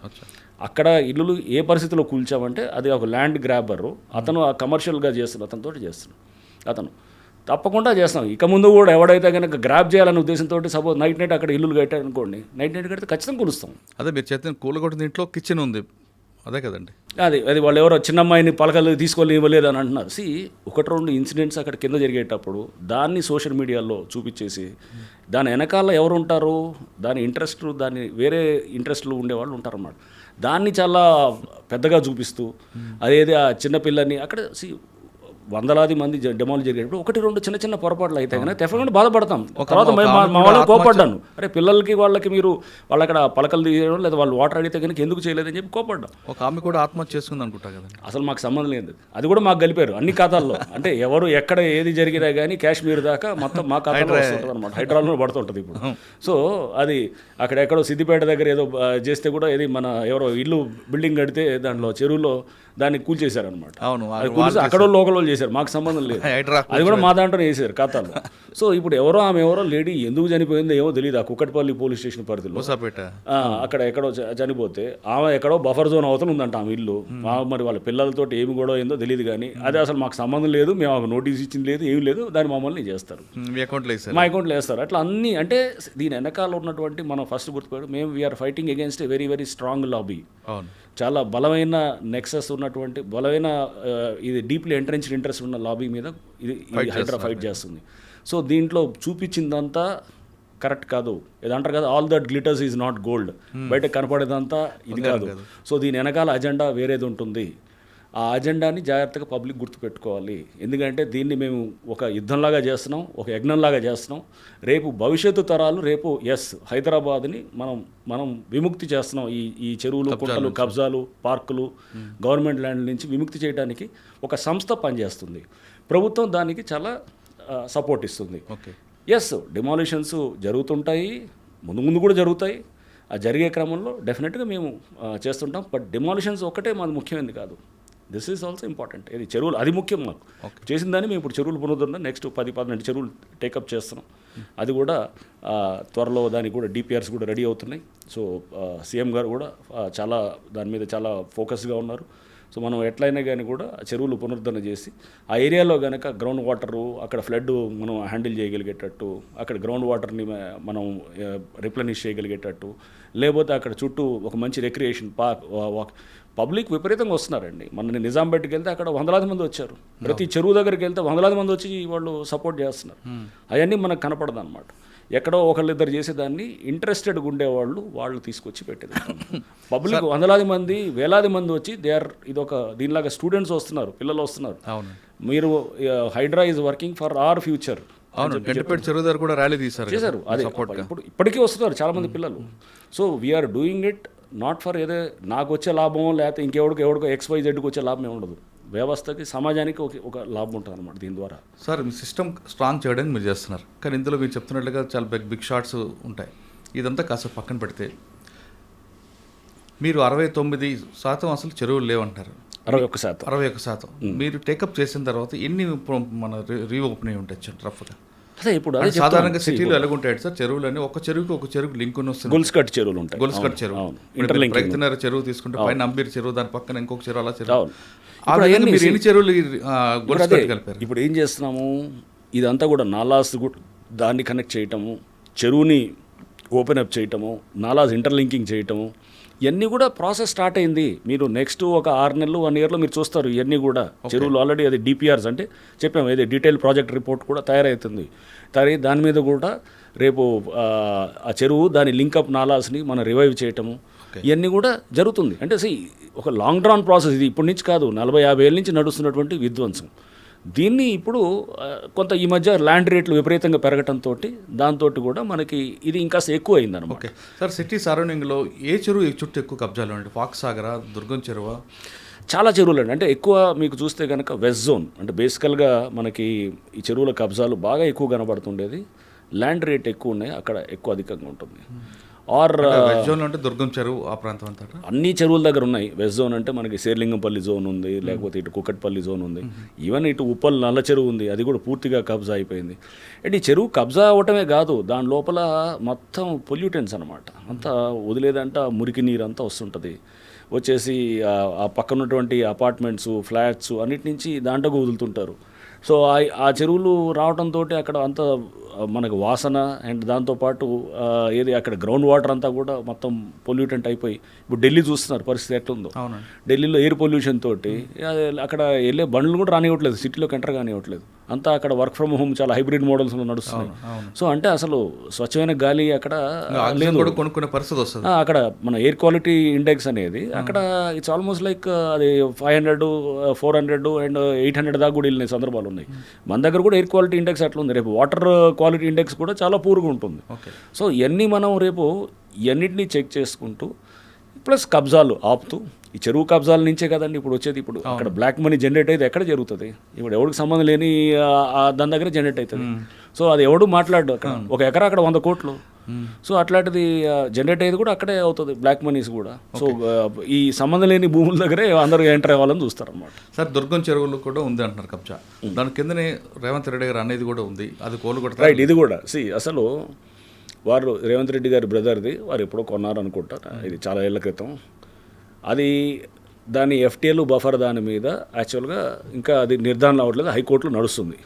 ఇప్పుడు కాదు, 2008లో పబ్లిక్ ఇంట్రెస్ట్ లిటిగేషన్ పడ్డది. అడ్వకేట్ కమిషన్ ఒకటి అప్పుడే వేసిన తర్వాత దాని ఎఫ్టీఎల్ బఫర్ జోన్ దాని మీద అప్పటి నుంచి నడుస్తుంది.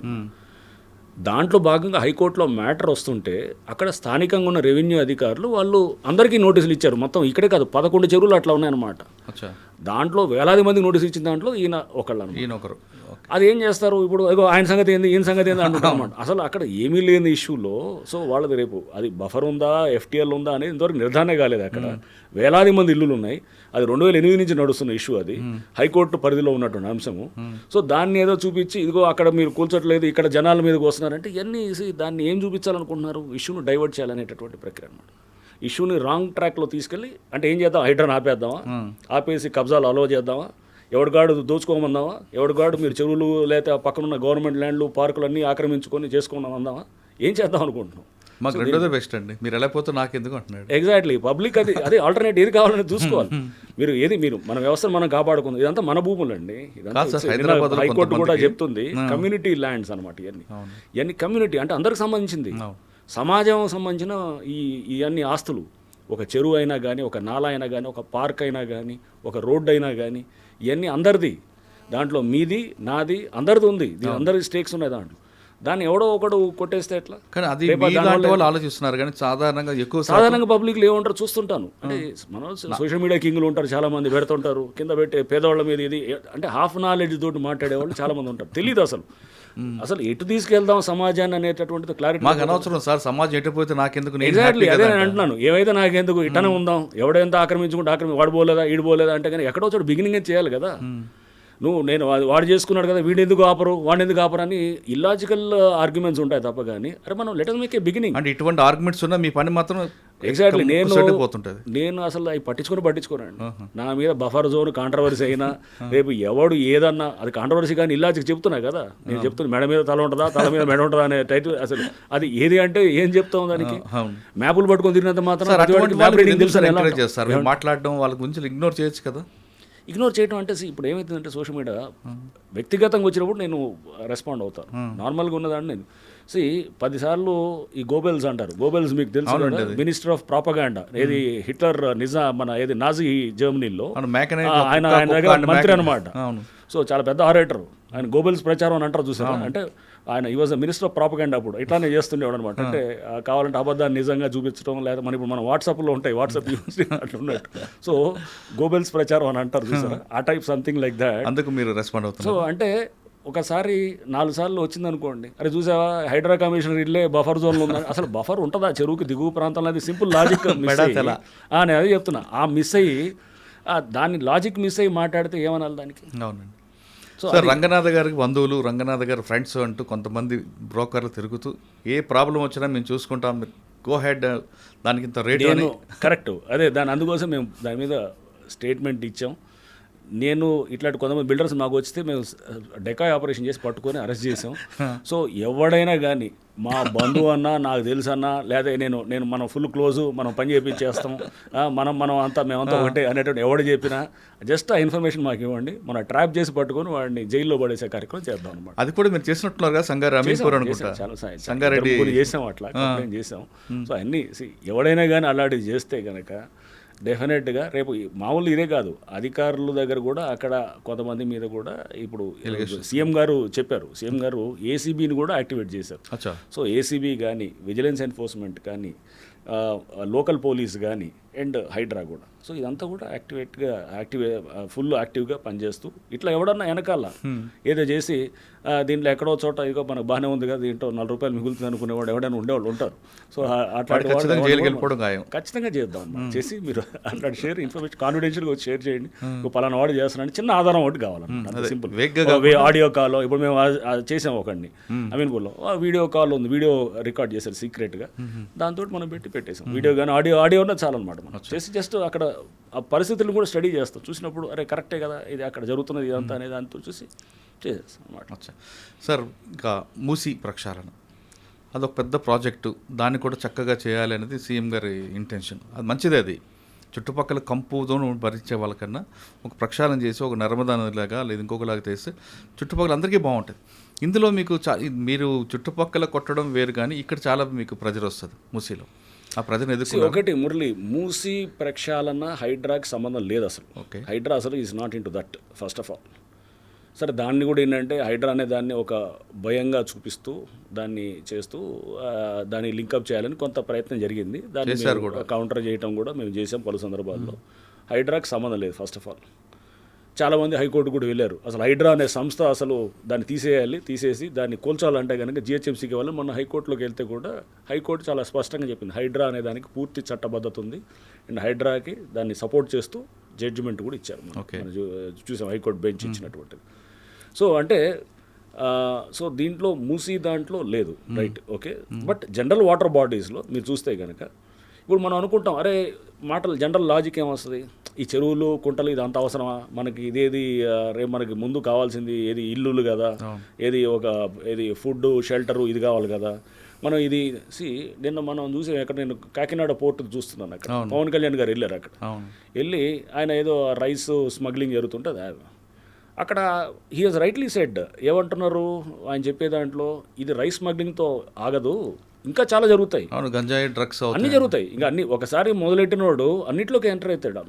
సేమ్ థింగ్ ఇక్కడ కూడా ఒకసారి చెరువు కబ్జా చేసిన వాడు అంటే అక్కడ భూమి కబ్జా చేసినవాడు అక్కడతో ఆపుతాడని ఎందుకు అనుకుంటావు, అన్ని యాక్టివిటీస్లో ఉంటాయి. క్రైమ్ మైండ్ సెట్ వచ్చింది, క్రైమ్ మైండ్ సెట్ అనేది ఉన్నవాడు అన్నిటికీ విస్తరిస్తాడు. సో అది ఒక పెద్ద మాఫియాగా తయారైంది. ఇప్పుడు అదే జరుగుతుంది కదా, వాడు అక్కడ చెరువు చేసాడు, నీ ప్లాట్ మీదకి వస్తాడు, నీ ప్లాట్ మీదకి వస్తాడు, లేకపోతే నీ డాక్యుమెంట్లు మారుస్తాడు, లేకపోతే నీ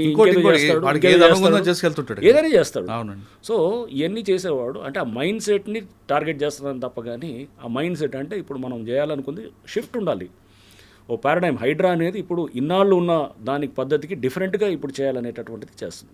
ప్రభుత్వం ఒక ఇన్స్టిట్యూషనలైజ్ చేసింది దీన్ని మొత్తాన్ని చేసి, దీని మీద యోగి ఆదిత్యనాథ్ గారు కూడా మన ఆనంద్ మల్లిగ వద్ద అని చెప్పేసి లేక్ మ్యాన్ ఆఫ్ ఇండియా అని అంటారు, వారు యోగి ఆదిత్యనాథ్ గారిని కూడా యూపీ సీఎం గారిని కూడా కలిస్తే వారు కూడా దీని గురించి ఆరాధిస్తూ ఇట్లాంటిది ఫ్లోట్ చేయాలని చెప్పి కూడా వారు చెప్పారని కూడా అంటుండే అనమాట.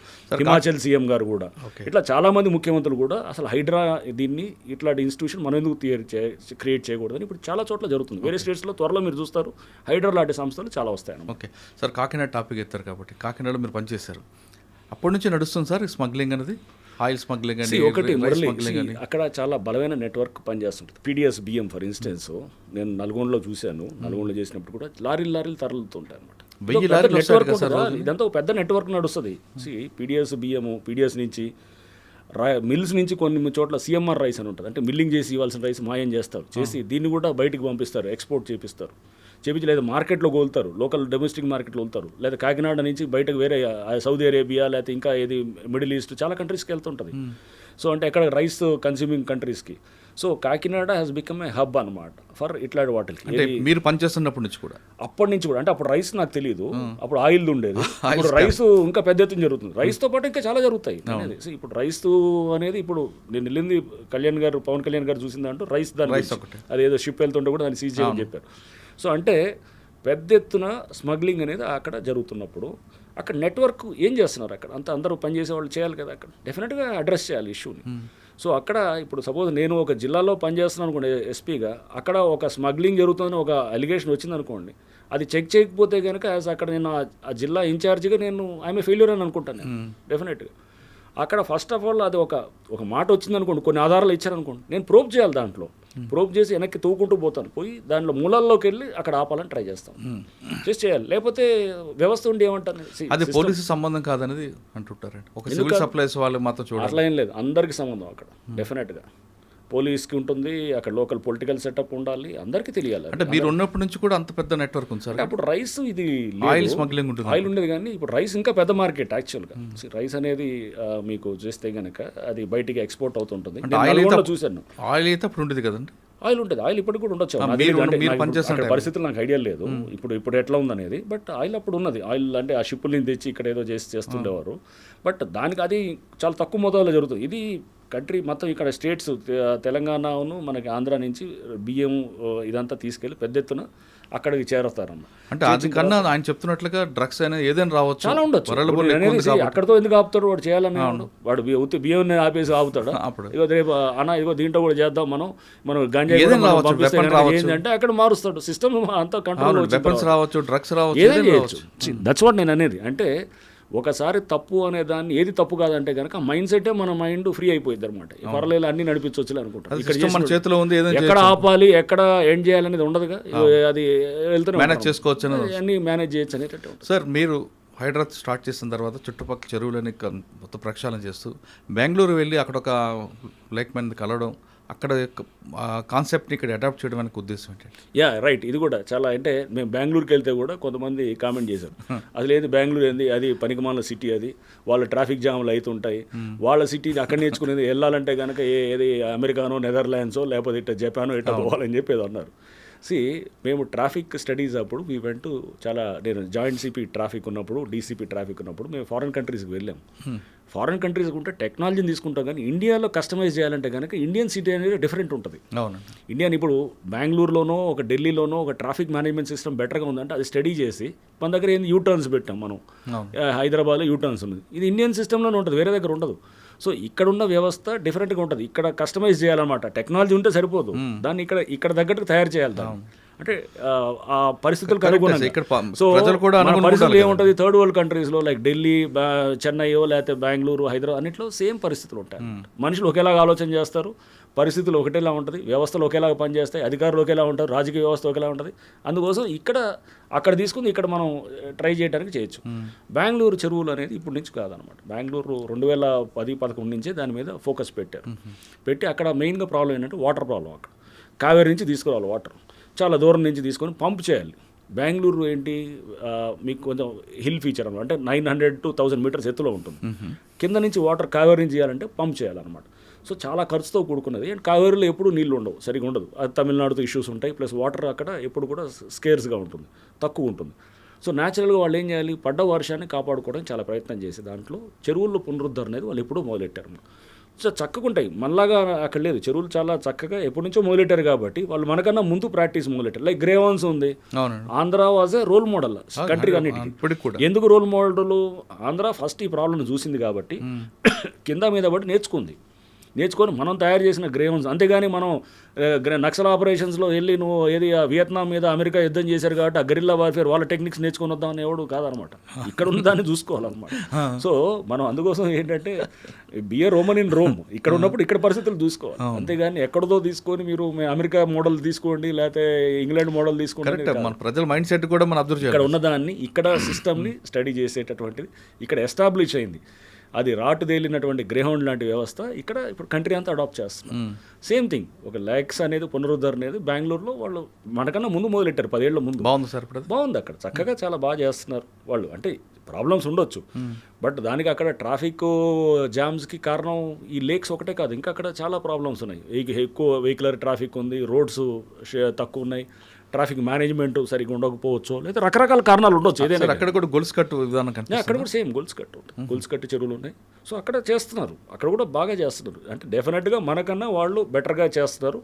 మనం వాళ్ళని ఆ మోడల్ని కొంతవరకు మనం తీసుకొని ఇక్కడ తగ్గట్టుగా మనం మార్చుకుంటూ చేయాలన్నమాట. లోకల్ పరిస్థితులు ఎప్పుడు చూసుకోవాలి. ఓకే సార్, మీరు హైడ్రా కమిషనర్ అయిన తర్వాత కేవలం బుల్డోజర్ మీద తిరగడం కాకుండా ఇటీవల హైదరాబాద్లో వరదలు వచ్చినప్పుడు లేదంటే వర్షాలు పడినప్పుడు మీరు కూడా రోడ్డు మీదకి వచ్చే ట్రాఫిక్ ఎక్కడ జామ్ అవుతుంది, ఎందుకు మ్యాన్ హోల్స్ పొంగుతున్నాయి, వాటి మీద మీరు స్టడీ చేయడానికి ఉద్దేశం ఏంటి? అది కూడా చాలా ఇంపార్టెంట్. అసలు ఫైనల్గా దేనికి అన్ని డిజాస్టర్ రెస్పాన్స్ అనేది చాలా ఇంపార్టెంట్. సో మనం అక్కడికి వెళ్ళినప్పుడు ఎందుకు వస్తుంది డిజాస్టర్ అనే దాన్ని కూడా మన ఇండియన్ మెటలాజికల్ డిపార్ట్మెంట్ వాళ్ళ డీజీ గారు వచ్చారు, డాక్టర్ మహాపాత్ర అని చెప్పేసి వారు వచ్చారు. వారితో కూడా నేను అడ్రస్డ్ వర్క్ షాప్ రీసెంట్గా వాళ్ళ ఎండి 150 సంవత్సరాలు అయిందనే సందర్భంలో. సో దాంట్లో కూడా అంటే ఇప్పుడు మనకు చూస్తే కనుక క్లౌడ్ బర్స్ట్లు ఇవన్నీ కూడా మనకి ఏంటంటే వెదర్ క్లైమాటిక్ ప్యాటర్న్స్ మారిపోయి ఇప్పుడు green house effect, global warming, దీంతో మొత్తం మారిపోతుంది. వర్షం పడితే కనుక గంటలో 10 సెంటీమీటర్లు పడుతుంది అనమాట. అట్లాంటి ఫ్రీక్వెన్సీ క్లౌడ్ బర్స్ పెరిగిపోయినాయి ఇప్పుడు. సో వర్షాలు పెరుగుతున్నాయి, పారాల్సిన నీళ్లు చెరువులో పోవాల్సిన చెరువు కబ్జా అయిపోయినాయి, నాలాలు లేవు, రోడ్లన్నీ ఇప్పుడు కాలాల్లో అయిపోయినాయి. ఎందుకంటే అన్నీ వచ్చేసాయి, మొత్తం బిల్డింగ్లు వచ్చేసి అక్కడ కోఎఫిషియంట్ ఆఫ్ రన్ ఆఫ్ అంటారు అనమాట. అంటే మొత్తం కంక్రిటైజ్ చేస్తే అది 0.95 ఉంది, 0.95 అనమాట. అంటే ఆల్మోస్ట్ అంతా కాంక్రిటైజ్ అయిపోయింది, కాంక్రీట్ మయం అయిపోయింది. నీళ్ళు ఇంకట్లా, అసలు భూమిలోకి ఇంకట్లేదు. సో నీళ్ళు అసలు ఇంకా ఇంకటం లేకపోతే కనుక 100% అది రన్ ఆఫ్ కింద, అంటే దాని మీద పడేది స్పీడ్గా వెళ్ళిపోయి చెరువులోకి వచ్చేస్తుంది. చెరువు లేదు కదా అక్కడ, నాలాలోకి వస్తుంది, నాలాల్లో కూడా లేవు కదా. ఎక్కడ ఉంటాయి? కాలనీస్ కింద కాలనీలో వస్తాయి. ట్రాఫిక్ అంతా ఏమవుతుంది? 4-5 గంటలు అస్తవ్యస్తం అయిపోతుంది. అది ఎన్ని వందల వేల కోట్లు నష్టం అవుతుంటుంది కంట్రీకి. అవన్నీ క్యాలిక్యులేట్ అంటే ఇంటాంజిబుల్స్ ఏంటనమాట, మనకు కనబడినటువంటిది ఇవన్నీ ఈ కాస్ట్ ఉంటాయి అనమాట, ఇంటాంజిబుల్ కాస్ట్ అనమాట. సో ఇంట్రెన్సిక్గా ఉంటాయి అనమాట. ఈ కాస్ట్ అన్నింటినీ మనం క్యాలిక్యులేట్ చేస్తే దేశం మీద వేలాది కోట్ల నష్టం వస్తుంది. ఇవన్నింటినీ తీసుకోవాలి. ప్లస్ దాంతోపాటు మనం సిస్టమ్ని ఈ అర్బన్ డిజాస్టర్స్ అనేది పెరుగుతున్నాయి. ఇక పెరిగే కొద్దీ దీన్ని మనం అడ్రస్ చేయాలంటే కనుక వెదర్ని కూడా ఫోర్కాస్టింగ్ సిస్టమ్స్లో మార్చాలని చెప్పి కూడా వారికి రిక్వెస్ట్ చేసాం అనమాట. చేసి దానికి మనం రాడార్స్ని పెంచాలి, ఇట్లా కొంత వాళ్ళు వెదర్ స్టేషన్స్ని పెంచాలి, ఇవన్నీ కూడా చేస్తున్నాం వెనకాల. సో అంటే ట్రాఫిక్ మీద వర్షం పడేది ఇస్ దర్ లాస్ట్ ఫైనల్ కనబడేది అక్కడ. దాని వెనకాల ఇంత బ్యాక్గ్రౌండ్ వర్క్, చెరువులు పునరుద్ధరణ ఉండాలి, మనం వెదర్ ఫోర్కాస్టింగ్ సిస్టమ్స్ అడ్వాన్స్డ్గా ఉండాలి, మనం ప్రెడిక్ట్ చేసే సిస్టమ్స్ యాక్యురేట్గా ఉండాలి. ఇంత బ్యాక్గ్రౌండ్ చేస్తేనే అక్కడ రోడ్డు మీద కనబడదాం. అవి చేయాలంటే కనుక సామాన్యమైన పని కాదు. దాని మీద ఎప్పుడు మనం నిరంతరంగా డెవలప్ చేయాలి. బెంగళూరు లేనప్పుడు అది కూడా చేయలేము మేము. కర్ణాటక వాళ్ళది దాంట్లో వెదర్ ఫోర్కాస్టింగ్లో వాళ్ళు కూడా కొంత బెటర్గా ఉంది. ఎప్పుడు 30 ఏళ్ల క్రితం ఎస్టాబ్లిష్ చేసిన సిస్టమ్ ఉంది, దాన్ని కూడా తీసుకొచ్చి మనం ఇక్కడ చేయాలని ట్రై చేస్తున్నాం అనమాట. సో దీన్ని ఇప్పుడు సిస్టమ్లో ఒక దాన్ని మనం చేసి ఓన్నే వచ్చామో పోయామో అనేది ఉద్యోగం ఉండకూడదుగా. చేసామా ఇక్కడ చేస్తే కనుక ఆ టైంలో నువ్వేం చేసావు, సమాజానికి ఏం చేసావు అనేది ఫైనల్ కాంట్రిబ్యూషన్ ఏంటి. అవును. So the contribution to the society is very important. నేను అలానే చూస్తాను ఉద్యోగాన్ని. నేను ఆ కాంట్రిబ్యూషన్ నా నుంచి ఇక్కడ చేసాము 2 ఏళ్ళు 3 ఏళ్ళు what ever I do it. ఆ సిస్టమ్ అనేది అక్కడ ఒక దాన్ని నిలబెట్టి వెళ్తే కనుక రేపు వచ్చినప్పుడు మన ముందు అట్లా చాలామంది అధికారులు చేశారు. నేనే చేస్తున్నాను. చాలామంది అధికారులు నాకన్నా బ్రహ్మాండంగా చేసిన వాళ్ళు వందలాది మంది ఉన్నారు. వాళ్ళు నిలబెట్టిన సిస్టమ్స్ తర్వాత చాలా వచ్చాయన్నమాట. ఇప్పుడు గ్రేవన్ స్టార్ట్ చేశారంటే వ్యాస్ గారు స్టార్ట్ చేశారు, దాన్ని స్టెబిలైజ్ చేసిన వాళ్ళు ఎంతమంది ఉన్నారు. ఇట్లాంటివి చాలా ఉన్నాయన్నమాట సిస్టమ్స్. ఆ సిస్టమ్స్ డెవలప్ అయ్యి చేసినటువంటి అట్లాంటి మంచి సిస్టమ్స్ వచ్చిన దాన్ని మనం కూడా మంచి సిస్టమ్ వైపు ముఖ్యమంత్రి గారు చాలా స్పష్టంగా ఏంటంటే ఈ డిజాస్టర్ రెస్పాన్స్ అనేది మనం దాన్ని జాగ్రత్తగా తీసుకోవాలి. ప్లస్ ఈ అసెట్స్ ప్రొటెక్షన్, వేలాది ఎకరాలు కబ్జా అయిపోతున్నాయి. ఇప్పుడు మేము చేస్తుంటే పార్కులు అసలు గవర్నమెంట్ ల్యాండ్లు ఎన్నంటే అన్నీ వస్తున్నాయి అన్నమాట కంప్లైంట్స్. అసలు చెక్ చేయడానికి మాకు సరిపోవట్లేదు టైం అసలు అన్నమాట. ఒక్కొక్క దాంట్లో ఎంత లోతుకు పోవాల్సి వస్తుంది అంటే ఒకసారి 3-4 మీటింగ్లు పెట్టాల్సి వస్తుంది. పెట్టిన చోటలో పెట్టిన మీటింగ్ వల్ల గంట పైన పడుతుంటుంది. డాక్యుమెంట్స్ కలెక్ట్ చేయాలి, దాని వల్ల చెక్ చేయాలి, వాళ్ళని వినాలి, వీళ్ళని వినాలి, లోతుగా మళ్ళీ అవసరం డౌట్ వస్తే క్షేత్రస్థాయి పర్యటన ఉంటుంది. ఒక్కొక్క పిటిషన్ వెనకాల అంత లోతుగా పోతే ఒక కేసు దర్యాప్తు చేసినట్టు ఉంటుంది. అట్లాంటి 4-5 వేలు ఉన్నాయి. అందులో మేము పబ్లిక్ డొమైన్లో పెట్టలేదు ఇంకా హైడ్రా. రేపు పెడితే కనుక ఇంకా వేలాది బీరు ఫ్లడ్ అయిపోతాయి. చేసిన దాన్ని పర్ఫెక్ట్గా చేయాలి. సార్ మీ సిస్టమ్గా వెళ్తున్నారు, సిస్టమ్ స్పాయిల్ కాకుండా ఫ్యూచర్కి ఏం బాగుంటుందని చేస్తున్నారు. కానీ కొంతమంది ప్రతిపక్షాలు హైడ్రా అనేది కేవలం ప్రభుత్వానికి ఒక జేబు సంస్థగా అయిపోయింది, డబ్బులు వచ్చి పడుతున్నాయి. సో ఇది అంటే ఎవరైనా ఏదైనా అలిగేషన్ ఎవరైనా ఏం చెప్పొచ్చండి. అదే దానికి ఎందుకంటే మన ప్రజాస్వామ్యం ఎవరైనా ఏదైనా మాట్లాడవచ్చు. సో అది దురదృష్టవశాత్తు అదేది ఒక ఎవిడెన్స్ తోటి ఇగో ఇక్కడ జరిగిందనేది చెప్తూ హైడ్రా అనే దాని వల్ల ఏమన్నా చేసింది ఏమన్నా ఉందా, ఏటీఎం అనగా అవుతుందంటారు. అది ఊరినే మాట్లాడటం చేసి మీరు బుధవేస్తాం మీరు కడుక్కోండి అంటే కనుక మనం చెప్తున్నాం కదా, మీ బఫర్ జోన్ ఇదనండి అట్లనే ఉంటుంది అనమాట. మీరు ఒక నిర్దిష్టమైనటువంటి దీన్ని చెప్పండి, చెప్పినప్పుడు దాన్ని డెఫినెట్గా దానికి రెస్పాండ్ అవుదాము. మీరు ఏదో ఊరినే ఒకటనేసి ఇది ఏటీఎం సంస్థగా అయింది, లేకపోతే ఇది ఏది మొత్తం ఏది ఖజానాలు నింపడానికో లేకపోతే ఎవడో కొంతమంది జేబులు చేయడానికో జనరల్ అలిగేషన్స్ ఏముంది, ఎవడైనా మాట నేను కూడా చెప్తాను, ఎవడి మీద కావాలంటే ఇగో ఈ ఎక్స్ వీడు ఇది వాడది అని అంటాను. అలా కాదు కదా. సో అది మనం అలా కాదు, విత్ ఏంటి నీ దగ్గర ఉన్నటువంటి సాక్ష్యాలు ఏంటి, ఆధారాలు ఏంటి చెప్పు, దాని మీద మాట్లాడదాం. వచ్చి మమ్మల్ని అడగండి, ఇదిగో మీరు ఇలా చేశారని అడగండి. వీఆర్ ట్రాన్స్పరెంట్, మేము వీఆర్ ఓపెన్. వచ్చి మీరు ఇక్కడ ఇలా ఎందుకు చేశారు, ఇలా ఎందుకు చేయలేదు అని చెప్పాలంటే కూడా దానికి సమాధానం చెప్తాం. ఓకే సార్, ఫైనల్గా చెప్పండి, హైడ్రా 2.0 ఏం చేయబోతుందండి? హైడ్రా 2.0 అనేది మీరు ఏది రోబో 2.0 టైప్ ఏదో చెప్తున్నారు. సో అంటే హైడ్రా అనేది ఈరోజు పబ్లిక్లో అవేర్నెస్ తీసుకొచ్చిందండి. కొత్త సిస్టమ్. హైడ్రా అనేది జస్ట్ ఏదో ఒక సంస్థ కాదు, ఒక కొత్త వ్యవస్థని తయారు చేస్తుంది. ఆలోచన విధానం కూడా కనిపిస్తుంది ఒకవైపు. అంటే భయం అనేది కాదు, అవేర్నెస్, పబ్లిక్ అవేర్నెస్ కూడినటువంటి పొల్యూషన్. రేపు మేము చెక్ చేస్తున్నాం, ఇప్పుడు పొల్యూషన్ కంట్రోల్ బోర్డుతో కూడా మీటింగ్ పెట్టాం. చెరువుల్లో వ్యర్థాలు వదిలిస్తే కనుక రేపు ఆ పట్టుకొని వాళ్ళని మనం జైలుకి పంపించి అది సీజ్ చేసి వాళ్ళని మనం చేస్తే కనుక 10 మంది చేయండి, ఎందుకు వదులుతారు చూద్దాం. ఇప్పుడు దాని మీద ఫోకస్ ఉంది. ఇప్పుడు రేపు ఎందుకు చేయరు? రేపు చెరువులు మెయింటైన్ చేయాల్సిన, చెరువుని ప్రిజర్వ్ చేయాల్సింది మా యాజ్ లేక్ ప్రొటెక్షన్ కమిటీ చైర్మన్గా హైడ్రా కమిషనర్ బాధ్యత. ఎవరైతే చెరువులో వ్యర్థాలు వదిలేసి ఎఫ్లూయెంట్స్ అన్ని వదిలేసి డేంజరస్ కెమికల్స్ అన్ని వదులుతున్నారు అనుకోండి, నలుగురిని పట్టుకోండి, వాడిని చేసి జైలుకి పంపించి వాడి బిల్డింగ్ని మొత్తం సీజ్ చేసి కోర్టుకు పెట్టి వాడిని చుక్కలు చూపించామంటే ఎట్లా వదులుతాడు చూద్దాం. భయం లేక, బేసికల్గా చట్టాలంటే భయం లేదు, రూల్ ఆఫ్ లా అంటే భయం లేదు, వ్యవస్థలంటే భయం లేదు, ఏదైనా మేనేజ్ చేసుకుంటాం. ఆ భయాన్ని మనము చట్టాన్ని కఠినంగా అమలు చేయడం ద్వారా పబ్లిక్లో ఒకటైతే వచ్చింది సార్, హైడ్రా అనేది అవేర్నెస్ తీసుకొస్తుంది ఒక సెక్టార్ పబ్లిక్కి. కొంతమందికి ఒక భయం క్రియేట్ చేసింది, మనం తప్పు చేసి ఇలాంటి బిల్డింగ్ కొలాప్స్ అవుతాయి అనే విషయాన్ని. అందులో మంచిగా ఉంది, అందుకే కూడా పబ్లిక్ కూడా మీకు హైడ్రా రంగనాథ్ అంటారు. కానీ హైడ్రా 2.0 ఏం చేస్తుంది? హైడ్రా 2.0 ఉత్తి ఈ భయం క్రియేట్ చేయడం కాదు, దాని నుంచి పాజిటివ్ సైడ్ వెళ్తుంది. ఫైనల్గా మా గోల్ పాజిటివ్, ఇది కూల్చడం కాదు, నిర్మించడం. అది చెరువులు నిర్మించడం అనేది చేయాలి, ఒక నాలాలు మంచి వ్యవస్థ నిర్మించడం చేయాలి, ఒక మంచి డిజాస్టర్ రెస్పాన్స్ సిస్టమ్ తయారవ్వాలి, వెదర్ ఫోర్కాస్టింగ్ సిస్టమ్స్ తయారు కావాలి. సో రేపు గవర్నమెంట్ ల్యాండ్లు కబ్జా చేయకుండా గవర్నమెంట్ ఆస్తులు పరిరక్షించబడాలి. పార్కులు అందరికీ మంచిగా, ఇది ఇప్పుడు ఇళ్ళకి వెళ్తే కనుక సాయంత్రం నేను మా ఇంటికి వెళ్తే మా ఇంటి దగ్గర పార్క్ ఉంది, పక్కనే ఉంటుంది పార్కులు. మా ఇంటి దగ్గర కూడా ఇట్లానే కొట్టేయాలని చూశారు ల్యాండ్ని. అప్పుడు మేమే 10 ఏళ్ల క్రితం మేమే అందరం వెళ్ళి నిలబడ్డాం అనమాట. నిలబడి అది పోలీస్ స్టేషన్ కంప్లైంట్ ఇచ్చి నేను అప్పుడు డీసీపీగా ఉన్నాను 10 ఏళ్ల క్రితం, 2014-15. కాపాడుకున్నాను కూడా కబ్జా చూసారంటే మా ఇంటి దగ్గర మా నాన్న నేను ఇద్దరం కూడా పక్కన అసోసియేషన్ వాళ్ళందరం కలిసి కొంతమంది రైట్ మైండెడ్ థింకింగ్ వాళ్ళందరం వెళ్ళి మేము కాపాడుకున్నాం. అదే చెప్పే ఇట్లా అట్లాంటి వాటిలో మా ఏరియాలో జరుగుతుంటే మేము ఎప్పటి నుంచో కాపాడాలని చేసాము. అది చాలా వాల్యుబుల్ ల్యాండ్, 1000 గజాలు ఎంత ఉంటుంది అది. అక్కడ మా కాలనీలో అది దాదాపు ఇట్ మైట్ బి అరౌండ్ నాకు తెలిసి 15-20 కోట్ల మధ్యలో ఉండొచ్చు. సో ఆ ల్యాండ్ ఎప్పుడు 10 ఏళ్ల క్రితం మేము కాపాడుకున్నాం, పోలీస్ కేసులు పెట్టి. దాన్ని ఇప్పుడు అది అందరికీ, అది అందరి ఆస్తి, అది ఎవడో ఒకళ్ళిద్దరు స్వార్థంగా చేసేది కాదు. సేమ్ థింగ్, ఇది అందరి ఆస్తుల్ని, ఇది సమాజం యొక్క ఆస్తుల్ని పరిరక్షించాలి, ఇది అందరికీ చెందిన ఆస్తుల్ని కాపాడుతాం. అది that is the next goal అనమాట. చెరువులను పునరుద్ధరణ, ఆస్తుల పరిరక్షణ, ఇవన్నీ చేయటం, అండ్ డిజాస్టర్ రెస్పాన్స్ ప్రాపర్గా అప్రాపరియేట్గా చేయటం, ఈ మా లక్ష్యాలు అన్నమాట. ఓకే సార్, హైడ్రా అనేది కేవలం హైదరాబాద్ వరకేనా, ఇంకా తెలంగాణ రాష్ట్రం అంతా విస్తరించాలి? ఇది ఓన్లీ ఔటర్ రింగ్ రోడ్ దాకా 2000 స్క్వేర్ కిలోమీటర్స్ జిహెచ్ఎంసీ అండ్ 27 మున్సిపాలిటీలు, దాని చుట్టూ 27 మున్సిపాలిటీకి మొత్తం ఎక్స్టెండ్ అవుతుంది. ఓకే సార్, ఫైనల్గా ఇంకో క్వశ్చన్ అండి. హైడ్రా అనగానే భయపడుతున్న కొంతమందికి, లేదా హైడ్రా అంటే అభిమానించే కొంతమందికి ఒక కమిషనర్గా మీరు ఇచ్చే మెసేజ్ ఏంటి? హైడ్రా అనేది మీకోసం అండి, మీరు భయపడాల్సిన అవసరం లేదు, ఎవరు కూడా భయపడాల్సిన అవసరం లేదు, తప్పు చేసిన వాడే భయపడాలి. హైడ్రా ఇది జస్ట్ ఇది ఒక ఏంటంటే పబ్లిక్, మీ ఆస్తుల్ని ప్రొటెక్ట్ చేస్తున్నాం, మీకోసం మేము పనిచేస్తున్నాం తప్ప, కానీ దానికి ఎక్కడ కూడా మంచిగా చేస్తున్నవాడు అంటే తప్పు చేయకుండా కబ్జాలు చేయకుండా వాడు ఎవరు కూడా భయపడాల్సిన అవసరం లేదు. అది మీరు అక్కడ ఎక్కడన్నా కానీ అటువంటి విధంగా ఎక్కడన్నా మీకు ఇబ్బందులు ఉన్నా కానీ మీరు దయచేసి మా దృష్టికి కూడా తీసుకురావచ్చు. ఎక్కడన్నా హైడ్రా పేరు చెప్పి కూడా మిమ్మల్ని ఏమైనా ఇబ్బంది పెట్టేటటువంటి అట్లాంటివి ఉంటే కూడా దయచేసి మా దృష్టికి తీసుకురండి.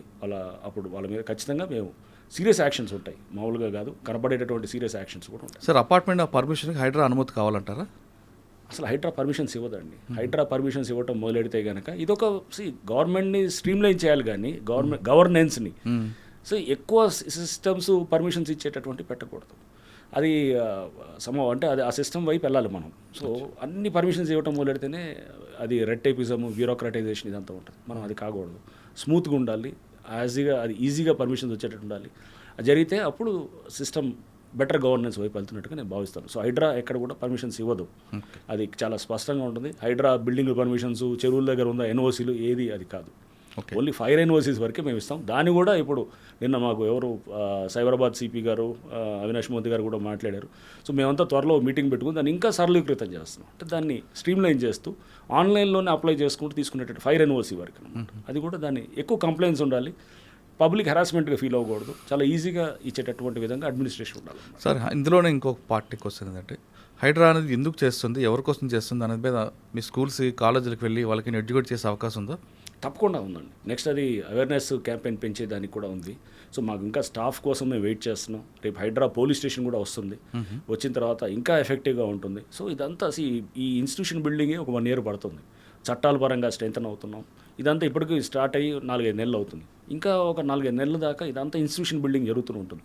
సో అది అయిన తర్వాత ఇంకా ఫుల్ ఫ్లెడ్జ్డ్గా ఇది అవేర్నెస్ పెంచడం, స్కూల్స్కి వెళ్ళి మాట్లాడటం, ఎడ్యుకేషన్ ఇన్స్టిట్యూషన్స్ని కూడా వాళ్ళు పెట్టుకోవటం, పబ్లిక్ని కూడా ప్రతి దగ్గర కూడా చెరువులు, పార్కులు, దాన్ని పబ్లిక్ పార్టిసిపేషన్ తీసుకోవటం, ఇదో ప్రజా ఉద్యమంగా నిర్మించటం, ఇవన్నీ కూడా చేయాలన్నమాట. చేస్తే అప్పుడు దీనికి నిజమైన సార్థకత అనేది కూడా వస్తుంది. ఓకే, హైడ్రా ఉన్నది కేవలం భవిష్యత్తు వాళ్ళ కోసం కానీ అక్రమదారుల కోసం కాదు అంటున్నారు రంగనాథ్ గారు. ఇది కేవలం మీ అందరి కోసం భయపెట్టే సమస్య కాదు, ప్రజల బాగోగుల కోసం, భవిష్యత్తులో భావితరాల వారి కోసం ఈ సమస్య పెట్టాం. ఇది ఖచ్చితంగా చెరువులు అక్రమదారులు మాత్రం ఖచ్చితంగా వాళ్ళ మీద మా ఫోకస్ ఉంటుంది. కానీ ఏ చెరువునైతే విముక్తి చేసాం ఆ చెరువులని కాపాడే బాధ్యత కూడా మాదే అంటూ రంగనాథ్ గారు చెప్తున్నారు. ఇది రంగనాథ్ గారితో ఎక్స్క్లూజివ్ ఇంటర్వ్యూ. వచ్చే వారం మరో విషయాలు మళ్ళీ కలుద్దాం. అంతవరకు నమస్తే. Thank you sir. Thank you very much. Thank you. Hydraa అన్నది మీరు ఎలాగొచ్చారు, పేరు అయిపోయిందో ఇంకా ముందు కూడా అదే దీంట్లో జోష్లో వెళ్ళాలని కోరుకుందాం. థ్యాంక్ యూ అండి.